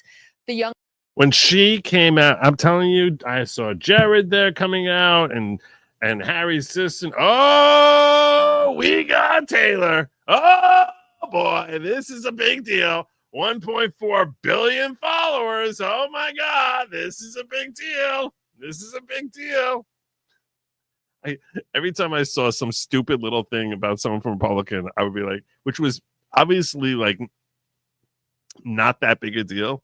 So I'd mimic it and I'd be like, oh, wow. We got this follower. He's got 32 million people. That's 32 million new votes for Trump. It's kind of a big deal. 32 million new votes. Because they're basically translating that anyone who has a following, that every follower there is going to be like, is coming out to vote now. Young girls love you because you sing songs about men who break up with you, and they can all relate to that. No one gives two shits about your political opinion. So you should take it and stuff it. That could be your next song. It's one of the big. That's pretty good.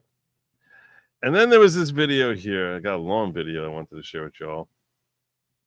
Cover everything else I think I did. A little bit one. Jesse Waters, I thought, did a great job breaking things down. So I want to spend a little time watching his am I gonna do that? Am I gonna do that? Watch a little bit of Jesse Waters. I thought he did a pretty good job breaking down some in this clip. I was enjoying this clip. President-elect for 3 days, and the country already looks different. New York City saying no mas to free food for illegals. The caravans in Mexico are breaking up. Toyota is saying they're going to invest more in gas-powered cars. Europe wants to buy energy from the United States instead of Russia. Qatar is kicking Hamas out. There's a list for you.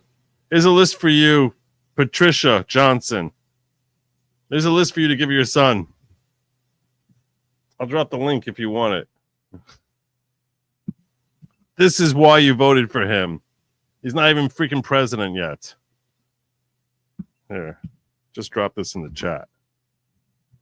The Dow hitting an all-time high. Jack Smith dropping his case, and Soros-funded DAs are packing their bags. America's healing. So how's Kathy Griffin dealing with it? I don't think that our beloved country, America, knows what it's in for with a fascistic society and dictator. I'm not being hyperbolic. No, I'm not being no. dramatic. No. To be LGBT in America is not going to be a safe thing anymore. No way. So to be a woman in America will be even less safe than it already is. It's already unsafe. It's going to be less safe when we get rid of all the illegal alien criminals. It kind of feels like 2016 all over again. I cannot live in a country that voted for Trump. I cannot spend another 4 years under that man. And so we have made the decision that we are leaving. You can literally go if you voted for Donald Trump. And I hope you go jump off of a bridge. I would go as far to say that I would purchase a Glock. And if you and I are walking on the same street and it's dark out and you're a white male. They actually, you see what Fox did here? They put up here, in case you're wondering who this is, you want to go troll them. That's who they are. That's Kate Pagney. Have to be white for this to count, okay? If you're a white male, even if you don't approach me, I will shoot you. Quick question. So does anybody know how to find or hire a hitman or woman? Some of the Ivy Leagues are even canceling class and handing out crayons, Legos, and cookies with milk to cope with the landslide. Or you can be like Tim Walsh and snuggle with a pussycat. Should men even own cats? That's a question for another day. But inside the Harris campaign, everyone's just as depressed as Timmy the Cat Lady. Axios reports that Kamala's campaign manager... Timmy the Cat Lady. It was good. Timmy the Cat Lady. Remember when all the cat women were coming out? All the cat women were going to come out for Kamala? Cat women for Kamala? Manager started crying during a conference call last night. And Harris told them, quote, "Yeah, this sucks." Her staffers were sad but confused. One said, "We're told the fate of democracy is at stake." And then the message was, "We'll get them next time." That sounds kind of weird. How is he going to be in next time? Kamala is saying, "We'll get Hitler next time." Her interns are just finding out the whole dictator thing was just a talking point. Don't y'all find it strange that now that he's won, they're not calling him a threat to democracy? They're not calling him a fascist. I mean, damn, on Monday. They're not calling him anything. On Monday, they was just calling him that. I would think that, if you really believe that, then somebody's speech would be about how America effed up and how things are about to be really bad. He's the most powerful man in the world now. It just makes you wonder how much of it did they really believe, or how much of it was just politics. The Harris team's getting a little antsy with Kamala, and they're starting to leak. Staff is saying the campaign was constantly confused and no one knew how to make a decision. Surprise, surprise. I thought it was the most best run campaign ever. Best run campaign ever. I told you it was a cluster fart. Everything about her campaign, the messaging was ridiculous. They're the campaign of joy. They're the campaign of joy who's continually screaming at people for not polling well enough. the policies that even the left was like, there's no price gouging issue. What the hell are you talking about? The stupid same hand gestures and same words. When we vote, we win. The same stupid circle of talking points that as soon as she would hear a word in a question that would basically run her down the flow chart. Oh, you're asking about the economy. Well, I come from a middle-class family, so I know what it is. Right? It's the same stupid talking points. And this was a disaster. Turning down Joe Rogan, idiotic, when you needed him to save your freaking campaign. And then telling everyone, we got this in the bag. We got this in the bag. Everyone, the left really thought that she was going to romp. They were like, this is it. This is like a piece of cake. That political analyst is not the only one. She was watching the other blue anons there. The vote blue no matter who idiots like Brian Taylor Cohen or whatever that little shrimp's name is. Who's like sitting there astonished that their numbers are tanking after this election. Where's everyone going? I don't understand. Where's everyone? Well, you just told us all that we're going to destroy him in the election, and we got obliterated. So maybe you don't know what the hell you're talking about. David Pakman asking questions. Where's everyone going? I don't understand. Where's everyone? Well, you just told everyone that he's Hitler, the world is over, and we're going to dominate, so don't worry. And why should anyone believe you at this point? Getting approval to tweet something was like figuring out how to solve a Rubik's Cube. And now the Harris campaign's pleading with staffers to stop leaking, please. So most of them are just going back to blaming Biden. One member of the Harris campaign says the 107-day Harris campaign was nearly flawless. The Biden campaign that preceded it was the opposite. And the Obama guys are just piling on. Joe Biden's decision to run for president again was a catastrophic mistake. That's what it was, that he decided to run. Just was.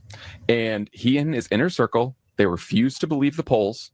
They refused to believe he was unpopular. They refused to acknowledge until very late that anyone could be upset about inflation. And they were privately telling reporters at the time that Kamala Harris couldn't win. So they were shivving Kamala Harris to reporters while they told everyone else, not a time for an open process, and his vice president can't win, so he's the strongest candidate. Then we find out when the Biden campaign becomes the Harris campaign, that the Biden campaign's own internal polling at the time when they were telling us he was the strongest candidate showed that Donald Trump was going to win 400 electoral votes.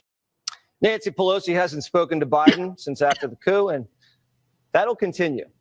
After she told the New York Times, had the president gotten out sooner, there may have been other candidates in the race. Now she's not speaking to Kamala. And she's still fuming that Biden's rats jumping off the ship. Quick Kamala endorsement boxed her in. Nancy says it made it impossible for Democrats to have a primary. Things would have been different. Translation, Shapiro would have won and we would have had the first Jewish president, says Nance. Biden world is saying, you got to be kidding me. How did you spend $1 billion and not win? What the F? Biden's folks say Kamala was destined to lose. There is a real question I hope people start looking at about who people are listening to. In my view, there was an over-listening to and an over-lifting up of people who left Trump, not people who left the Democratic Party. The people who left the Democratic Party are the people who are going to, win in the future. The people who left Trump, the never Trumpers who have important voices and that is not the winning coalition. Turns out closing with Oh wow! So you're saying Rick Wilson isn't the way to go? The Lincoln Project, Project Lincoln, that's not the way to go? This Cheney was pretty stupid. Even Jon Stewart says the Harris campaign was stuck in the past. Turns out that people knocking on other people's doors doesn't get them to do what you want them to do. As I believe vacuum and Bible salesmen probably have known for many, many centuries. Us, me. I was wrong. Will continue to be wrong. They didn't just lose to Trump. They lost the Senate, the House, Hispanic men, the Blue Wall, the Sun Belt, and millions of votes in the bluest cities. So there's no way Kamala recovers from this. We're hearing she might run for governor of California and take Newsom's job when he runs for president. So who's going to lead the party out of the wilderness? The Obamas? Democrats say no thanks. Party insiders say it's time for fresh blood. But David Axelrod says before we have a power struggle, we've got to recognize we're out of touch. You can't approach working people like missionaries and say, we're here to help you become more like us. There's an unwritten, kind of unspoken disdain, unintended disdain in that. I think Biden has done... It's a palpable disdain for your own potential voters. Programmatically, some good things for working people, but the party itself has increasingly become a smarty pants, suburban, college-educated party, and it lends itself to the kind of backlash that we've seen. The Clinton syndicate thinks Democrats are just too extreme. I'm not concerned right now what the right thinks about the Democratic Party. I'm concerned about what I think about the Democratic Party. I don't like to echo the congressmen, all three of them. I don't like the fact that a small portion of our party is pretty much dictating where we are. That they are pretty much, we are being branded as the most extreme of us. We need to take stock of why we are being held hostage to the far left. No one should be and wants to be kowtowing to the extremes of their own parties. America's sick of the Democrats, and the country's moving right on immigration and energy. And if Democrats don't find a new approach and fast, they'll be out of power for years. He's wrong. They're not moving right. They're moving more populist. The biggest danger is the uniparty folks joining up with the Democrats. That's really the biggest danger. That's the biggest danger right now. It's a far bigger danger, but that's not a danger we need to be concerning ourselves with today. That's a danger we worry about in the future. And frankly, I think we're going to start seeing a rise of MAGA, and I would think in the 2026 election we should start seeing more MAGA Republicans. You're not going to have the money being withheld from them by the next leader of the Republican Party replacing Mitch McConnell, who thank God is stepping down. Thank God he's stepping down, because he didn't give a penny to Carrie Lake, that son of a bitch. Instead, he's giving it to uniparty Republicans like McCormick or who else did he give it to? If I look at the thing there, McCormick actually has a chance of winning at least, but he gave it to Brown, who lost. He basically gave it to a whole bunch of losers and zero to Carrie Lake, because he hates MAGA more than he hates Democrats. He hates MAGA, and there's a lot of people like that. And frankly, those people can shove off. They're a dying breed. But I think that we're going to start to see more MAGA Republicans, and I'm hopeful that Donald Trump can be judicious in his endorsements, in bestowing his endorsements, because I do think his endorsements carry some weight, in bestowing his endorsements in 2026 upon people who genuinely put America first rather than the uniparty first, or the Republican Party, or whoever donates to him, or whatever it is. Because I don't know how it is. He made his selections in 2022, but they did not seem very America first. They seemed very arbitrary. Very, very arbitrary. But I'm not looking to bash him today, certainly. The guy is the hero of the world today. And rightfully so. So I'm hopeful that we're going to see a new Trump now, and we're starting to see that. Some of you were asking me questions about Pompeo coming on board, and that he was supposed to have some sort of prestigious opinion or position in the Trump administration. And Trump came out today and said that's not happening. That is not happening. So thank God for that. That's a very good sign. Still can't get my private messages to open here. I don't know why. Maybe I'll try a different browser. I'm gonna have to look at this. I click my messages. It's very aggravating. I want to see what you all sharing with me. I have six things here, and when I refresh, nothing. Go to X. Now I go to my messages. Now let it load.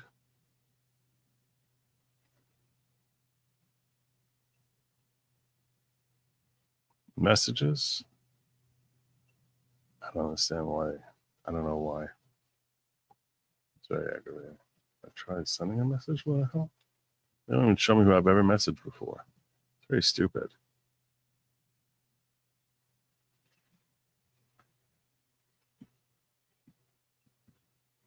Nothing's happening. All right. But I do have a lot more that I want to share with you. Some awesome stuff. Let's get to some of the awesome stuff. I think it's time. We're 2 hours in. Let's do some awesome. Most powerful man in the world now, I'd argue he's been that since 2015, was the top since 1981 when Dems tried to convince him to primary Reagan in 84 and again in 04. Well, he's definitely now. I don't know if I'd say 30 years ago he was, but now he definitely is. Now he definitely is. How can we help Rudy? He saved New York City. He has my forever gratitude. A fundraiser? I don't know. I loved him as mayor. I loved him as mayor. He did save New York City. 1992 when he replaced Dinkins here in 93. He was amazing. Amazing when he came in 93. He was amazing. I don't know. Some of the decisions he's made over the last decade, just as how he handles himself, I've been a little critical of because I think he's almost shot himself in the foot intentionally. I don't know. I don't have answers on Rudy Giuliani right now. This is one of the awesome things I wanted to share with you.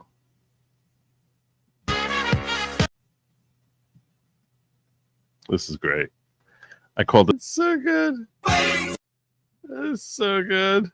Oh my God. Oh, that was great. I was like, oh, that one I gotta share with y'all. What else do we have?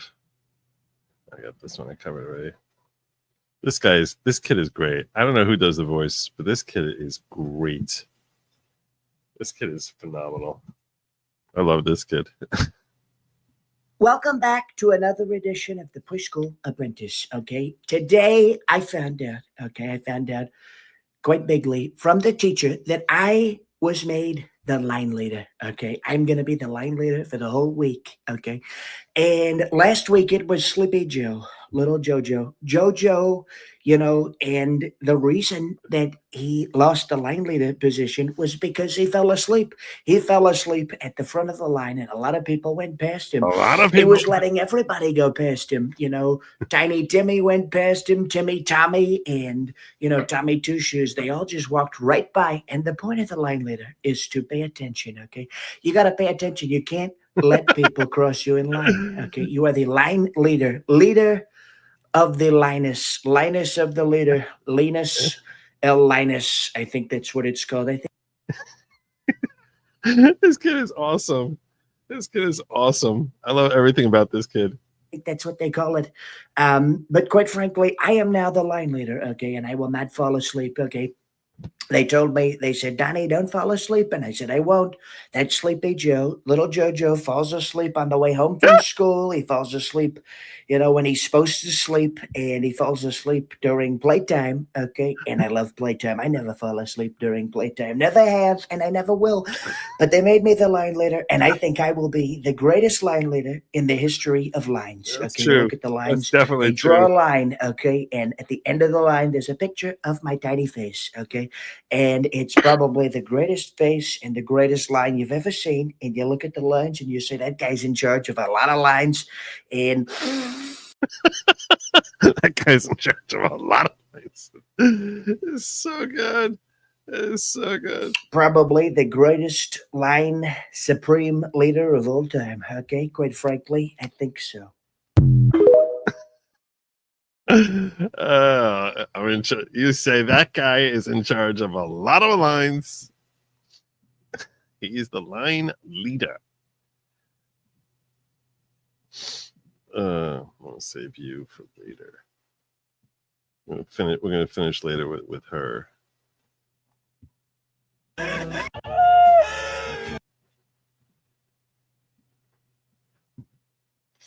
Never trust people who write on their own face.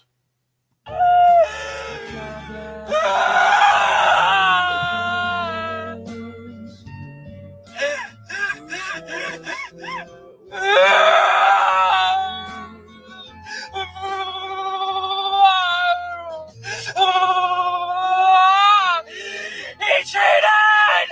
He cheated! He cheated!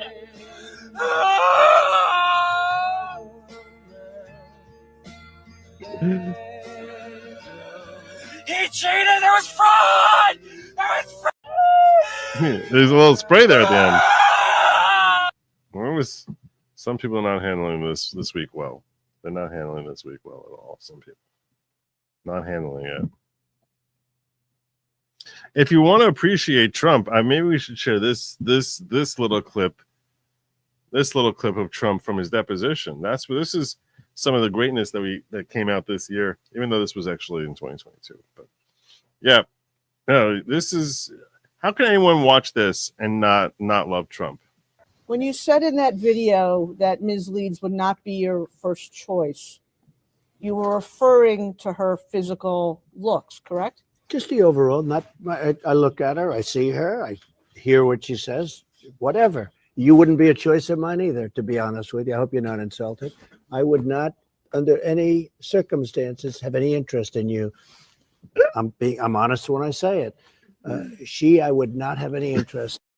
When you said it, this is why I say he's a difficult client. I've seen the depositions. That's why I say he's a difficult client. He's a difficult client. Oh my God.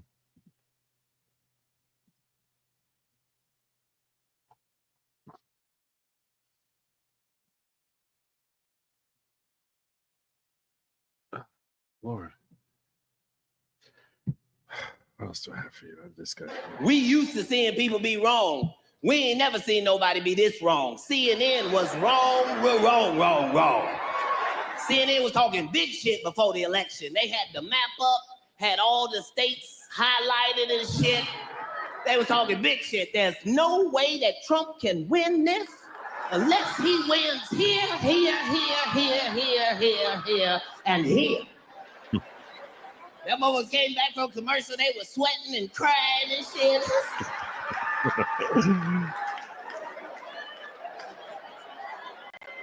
They was bringing all the neighborhoods up separately. Where's the niggas vote at?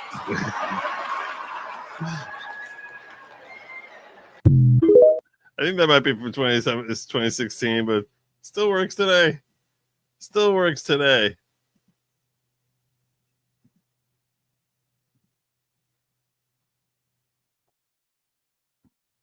And then you have even the Japanese getting in on the act. That's a little bit. This is a Japanese meme. I don't even know what's happening here. Let's That's a little bit bit old. That chart's a couple of months old. That's a little bit old. That chart's a couple of months old. And if you want to really see something, Donald, you must move your head. Shinzo, you died, and I never got the chance to say goodbye. Donald, I don't say goodbye. You need to remember your training. Move your head. I cannot explain. I must go. Wait, Shinzo, if I never see you again, then see you later, space cowboy. But you will see me again, because there is one last thing that I must do.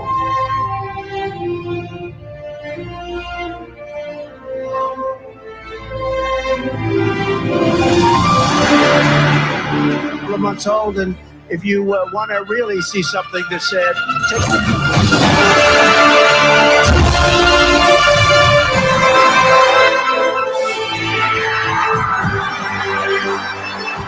Thank you, Jinza. Out does the roads, and all God skies.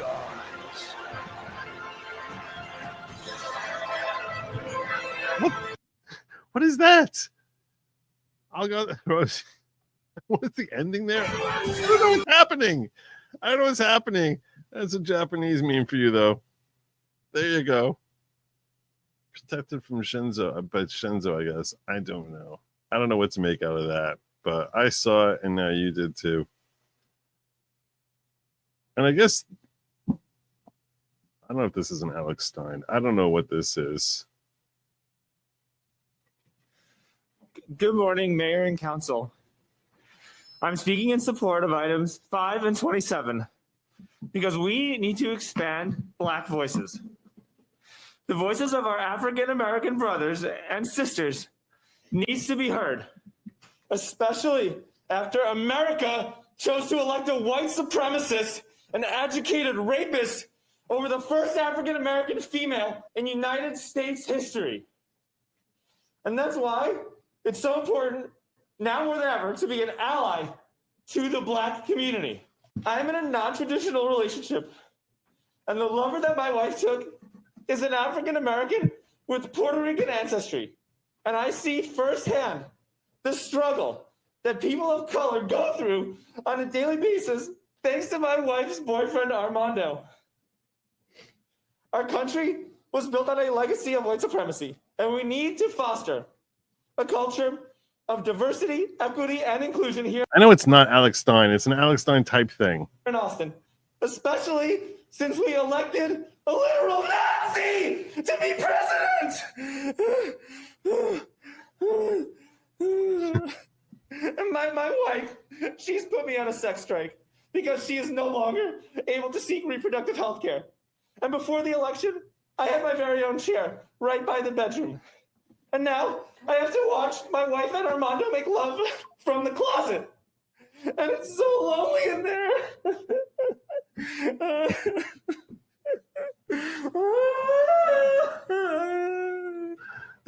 So please, please, please, please, for the love of science, for the love of healthcare, pass item 27 because abortion is healthcare, and I am an ally to women. You're really going to clap at that? You're really going to clap at that? You're really going to clap at that?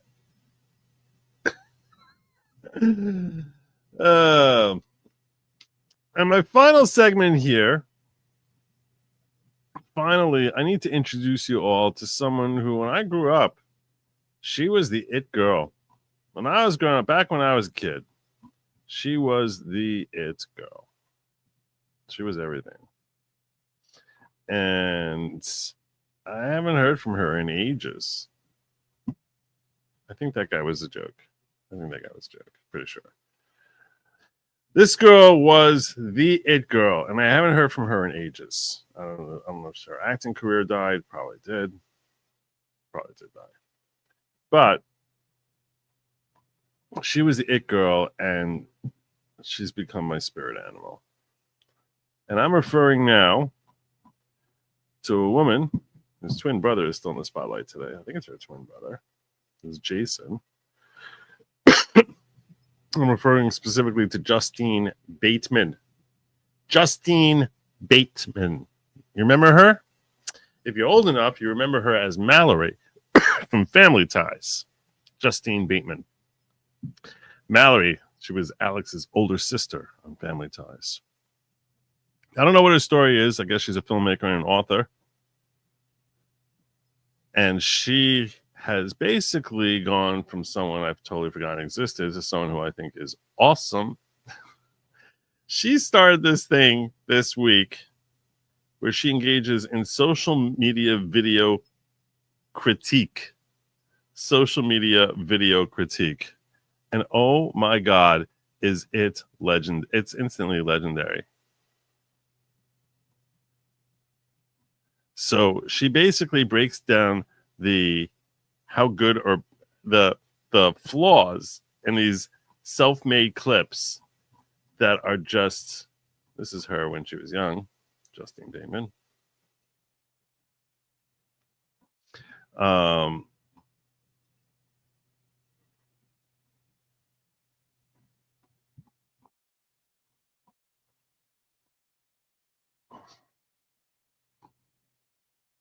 We'll just do one. First, watch the clip. You're a fascist. You're not. If you voted for Donald Trump, you're racist. You're a fascist. You're a Nazi. You hate America. You hate women. You hate democracy. I'm sorry for your mom. It is evident that a Trump supporter has never read a book, probably doesn't have that comprehension, has never written a coherent sentence ever. Do not waste your breath on these people. Anytime that you're talking to a Donald Trump supporter, just call him a Nazi. Another man, good that directors are including more of them. There's a strong light in the background that distracts from the actor. Turn it off. Add a key light on his face to help the audience focus. These are real critiques. This is what makes it so great. There's a strange object on the ceiling. A cluster of lights? Frame them out or include an insert shot of them. Camera's too low. Elevate on a pile of books or mount on a tripod. The actor seems to alternate between ad-libbing and reading from a cue card. Invest the time in some rehearsal. It always pay off for the shoots. You're a fascist. You're when you choose to get misinformation, you choose to eat that shit up. When you choose not to look deeper, that is on you. That is not on us. Because I chose to take the extra steps to not get lied to, but you were warmed by the ignorance. Why do I have to take you out of that? No. I do not accept you. I do not see you. I do not believe that you, as a person, deserve any of my respect. Okay? You don't support basic human rights if you're a Trump supporter, so why would I support your rights? Okay? That's the fucking thing. Trump supporters are the equivalent to dirt to me. I would spit on you, but I would not waste the DNA on someone like that. Then you wouldn't spit on me. That's what you're saying. You wouldn't spit on me because you wouldn't waste the DNA. That's the fucking thing. I'd strangle you guys to fucking death, but I wouldn't go to prison over a Trump supporter. So you wouldn't strangle me to death. That's the fucking thing. Okay. It's no longer this neutral ground, this place where we don't judge people for their politics and it's just like melting pot. No, you're Republican, you voting Republican, I fucking hate you. And I think you're a racist. I know you're a racist. He's going off script here. I think he's going off script. That's what's happening. She's right. She's right. This is invaluable. I hope he took notes. I hope he took notes. She's got one after another. There's another one. Refreshing, this is a man. Don't forget to produce pieces that will appeal to both sexes. The lighting is vague. It's good that the blinds behind him are closed to avoid backlight, but there's no care taken on the lighting the actor. Condense everything I learned as an intelligence specialist about Russia into a TikTok digestible form. I struggle to communicate this. Go look at the 2024, this year, go look at the 2024 Russian presidential elections. Go look at the numbers, and now go look at the Russian presidential elections over time. And I want you to see if anything jumps out at you as weird or funny. And then now go look at our 2024 presidential elections. And I want you to see if anything weird or funny jumps out at you. The Russian people, by and large, do not like Vladimir Putin. All right. She also says, add a key light to the actor's face, fill light for background. Piece is very long and delivery is fairly one note. The director should work with the actor to bring colors into the performance so that the arc is created. The dialogue in general is repetitive and seems to wander. Work the screen. Oh my God.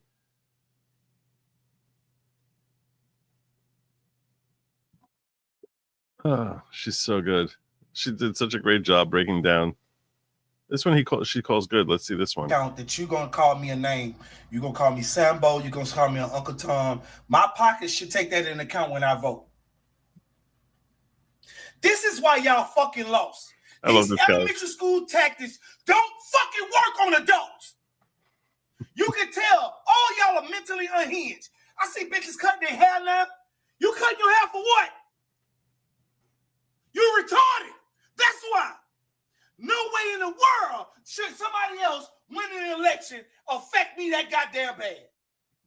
Y'all are mentally unhinged, and y'all keep letting me know I made the right fucking choice by never voting with y'all.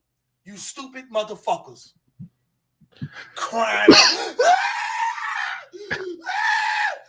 That's deep. And what a change. You did all that crying. You cut your hair. What the fuck did it change? You stupid motherfuckers. So that one she says is good. She says that one's good. She doesn't like the car video thing. We're in a car again.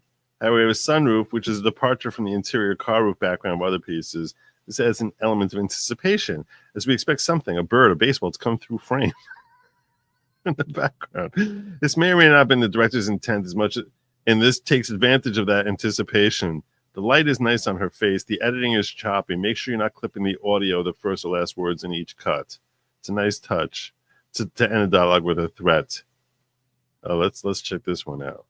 College that we played sports with I think we severely underestimated the amount of women around us who will never be able to stop seeking the approval and validation of the white men around them. And y'all really exposed yourself with the results of this election.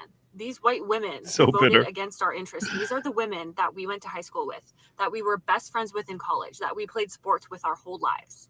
But they chose to listen to their dads. They chose to listen to their boyfriends or their husbands. They chose to put the interests of the white men around them in their lives above the interests of women, above the interests of minorities, above the interests of oppressed people. I will never be able to wrap my mind around that. How you can be a highly educated woman, see how women around you are being treated. Oh my God, the highly treated, educated women. and Oh, still women. choose to value the opinion of the white men around you the most and vote There's for no their baseball. interests. One of the most important women in my life married a rich white man, and she chose to vote for his interests instead of the interests of her 3 daughters. How do you know? How do you know? The silence from all of these women right now who could not bring themselves to vote for Harris, to vote for another woman in this election, is shameful. And we It's so sad, these losers who think like, oh, because she's a woman or because of abortion, this is why you should be voting for this person. If you're a single issue voter in general, that's what your single issue is. You should be reflecting. Be reflecting.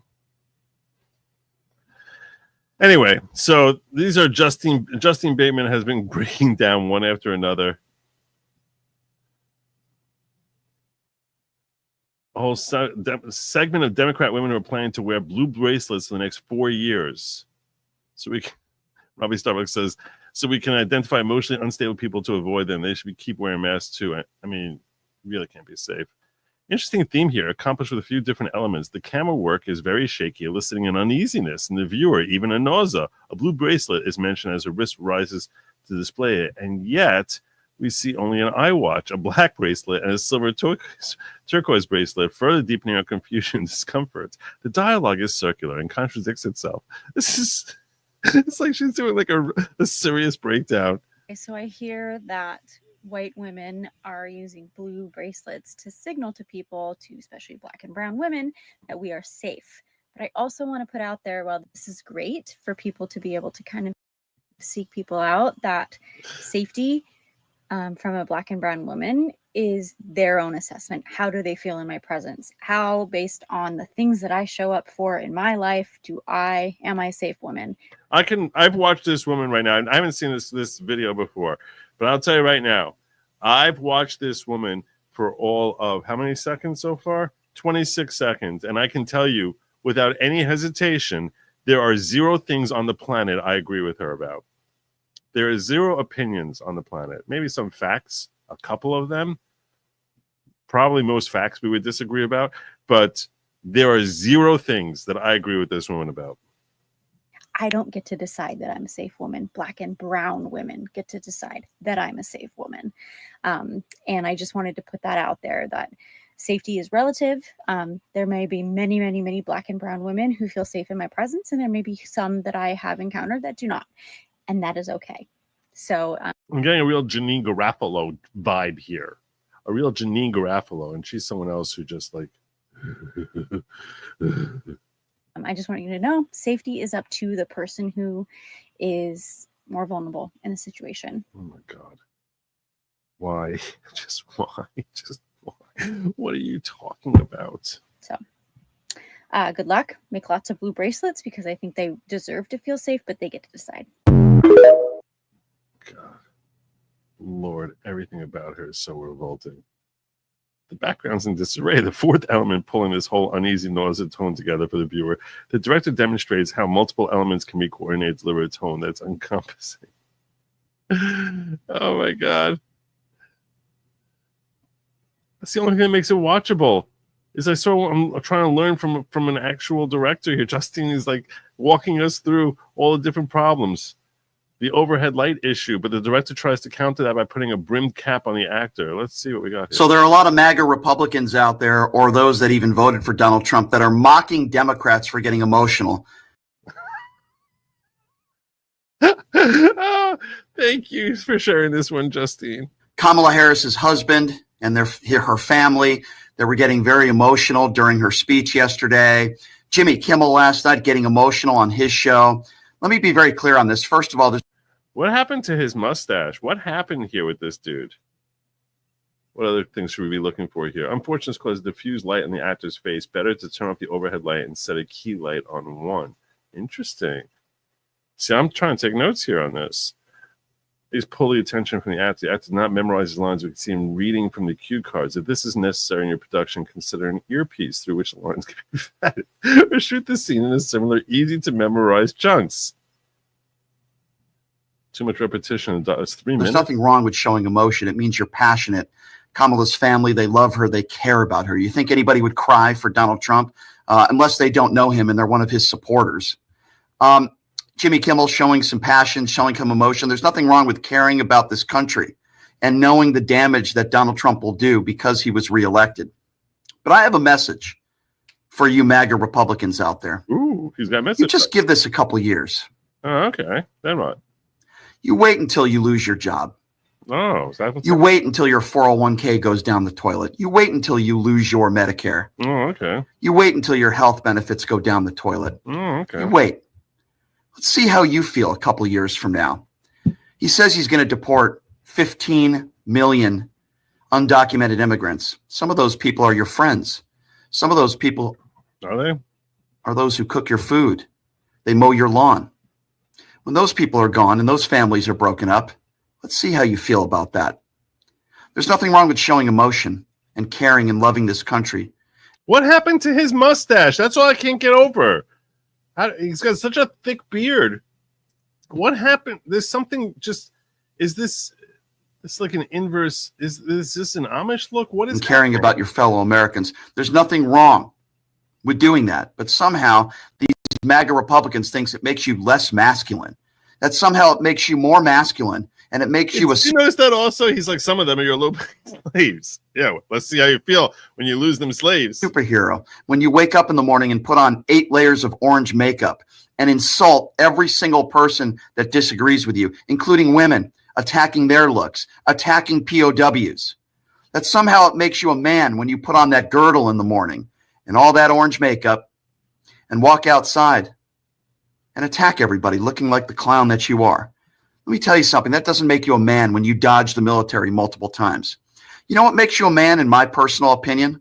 Dodging bullets? Does that make you a man? Does that make you a man? Dodging bullets and getting up and saying, fight, fight, fight. Does that make you a man? I don't know. Maybe. When you care about women. When you show love. When you show compassion for other people. You're the only one who cares about women. Yeah. You're an ally. On this one, she critiques saying the beginning of any film is very important. It sets the entire tone for the rest of the film. Here we have tremendous chaos in the camera movements, setting us up to anticipate danger. At the same time, sitting on a couch eating mac and cheese. Justine. See, no one realized when you just saw her as Mallory, no one realized that she was going to be so good at critiquing social media vids.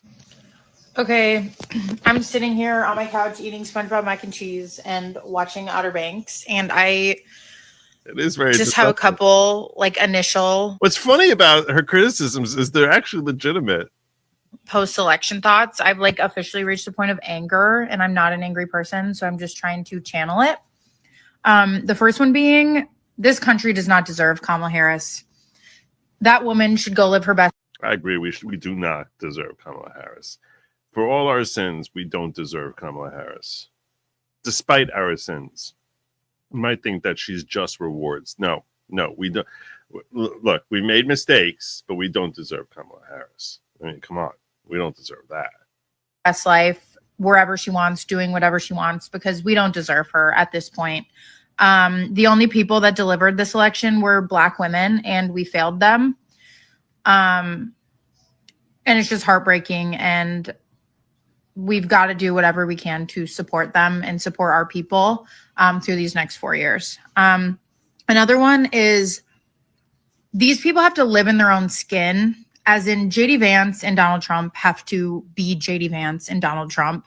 This is very insightful. And that is not a punishment I would wish upon anybody except those two individuals. Yeah, so I'm just really grateful that I am who I am and that I'm on the side of love and hope. Clearly. The side of love. And joy and Joy progress. And progress. Oh, things are much better. Oh my God.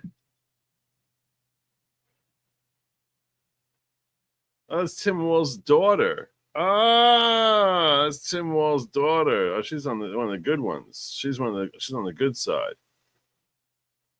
She's just decompressing from walking on eggshells for the past 4 years. Oh, that's pretty funny. Again in a car? New locations need to be established. Cannot stress this enough. The lighting is nice and evenly placed. The black background is striking and focuses our attention clearly on the subject. There's an interesting element at the end of the piece with the rapid eye movements. This is often an indication of a type of vertigo. The metaphor would be that an imbalance is being felt by the main character. It's a subtle, unique means to convey this in the piece. Oh, let's see what we got going on here with this guy. It sounds like a good one. Let me tell you what, one thing I will never do again is underestimate the levels of misogyny, racism, and stupidity in this country. They're all so deluded in thinking that that's what motivated any part of this vote. Any noticeable part of this vote is they're so deluded. They cannot you need the jaws of life to help them get their head out of their sphincter. Country.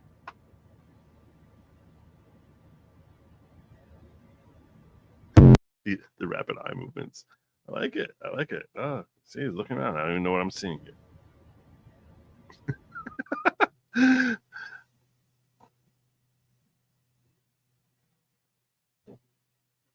Needless to say, this is very impressive. That was we saw this at the beginning. It's worth a second. Turkeys. Wow, genius you are. Can we stop with that? I appreciate it. I don't like the stupid turkeys. All right, let's just knock that stupid shit off, please. All right. I did. I said I was leaving. And then the following day, get that through your dumb heads. If I said the following day, I turned around and I said that there's no chance in the world that I'm leaving my country. Thank you very much. So yeah, I did say it, but then the next day I said the exact opposite thing. So why is that a problem for any of you? All right. I'm Michael Cohen. I'm not leaving anyway. You leave. I'm Michael Cohen. This is my country. It's my country. And I have every right, every single right within which to turn around when we stop so we can. We can't handle All a right, turkey. 2 seconds. I'm going to end up blocking this idiot.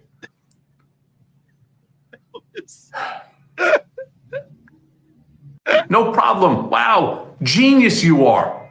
Can we stop with that? I appreciate it. I don't like the stupid turkeys. Oh my All right. god. Oh my god. Oh my god. I think Justine is right. This is very impressive work. It's very, very impressive work. Why do they always want cheap cleaners and don't care about abusing undocumented workers? Very tall. Yeah, of course, that's why. Walls' daughter would climb over her father, probably for Barron, probably in 2 seconds. The first two words suggest conflict. Deleting them makes the first sentence more confident. Delete extra space before comma. Okay, I hate waiting stuff like this, but Justine Bateman, what are we doing? I looked up to and admired all the work you've been doing against the use of AI in your upcoming Credo 23 Film Festival. But this social media video critique is so mean-spirited and gross. So she's critiquing that.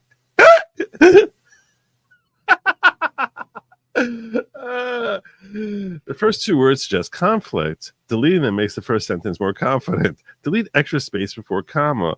Looking up to one's work is awkward. Consider adding you there. Second sentence is too long. Oh my god. Oh my god. That's really good. Anyway, I highly recommend that you check out Justine Bateman, spelled just like you would think it would be, on X. Because her work this week has been exceptional, and that's pretty much what I got for you tonight. I think that's pretty much what I got for you tonight. I shared with you everything I got. I unloaded the whole arsenal. The whole arsenal. You got it all. I don't know what more you want from me. What more? What more could you possibly want? I think I gave you more than most people could have hoped for me to deliver. All right. I'm going to land the plane relatively quickly here. This is good logic, just wrapping it all up. If you haven't yet, please like, share, subscribe, drop a comment down below. And lab meat's not for you. You're a human, so you're not a horse. Why would you eat lab meat? No bugs. No bugs. Can I land my plane now? Can we do that? Any more video? No, I got all the videos. We did do it. We did it, Joe. What's the matter? I gave you everything I got. I say, yes, God willing, I'll see you tomorrow. George the Giant Slayer asked me to come on tomorrow. I'm going to try and pop in there for a little bit. But yeah. Anyway, have a great night, you all. Thank you so much for joining me. I'll see you, God willing, tomorrow. Till then, Godspeed.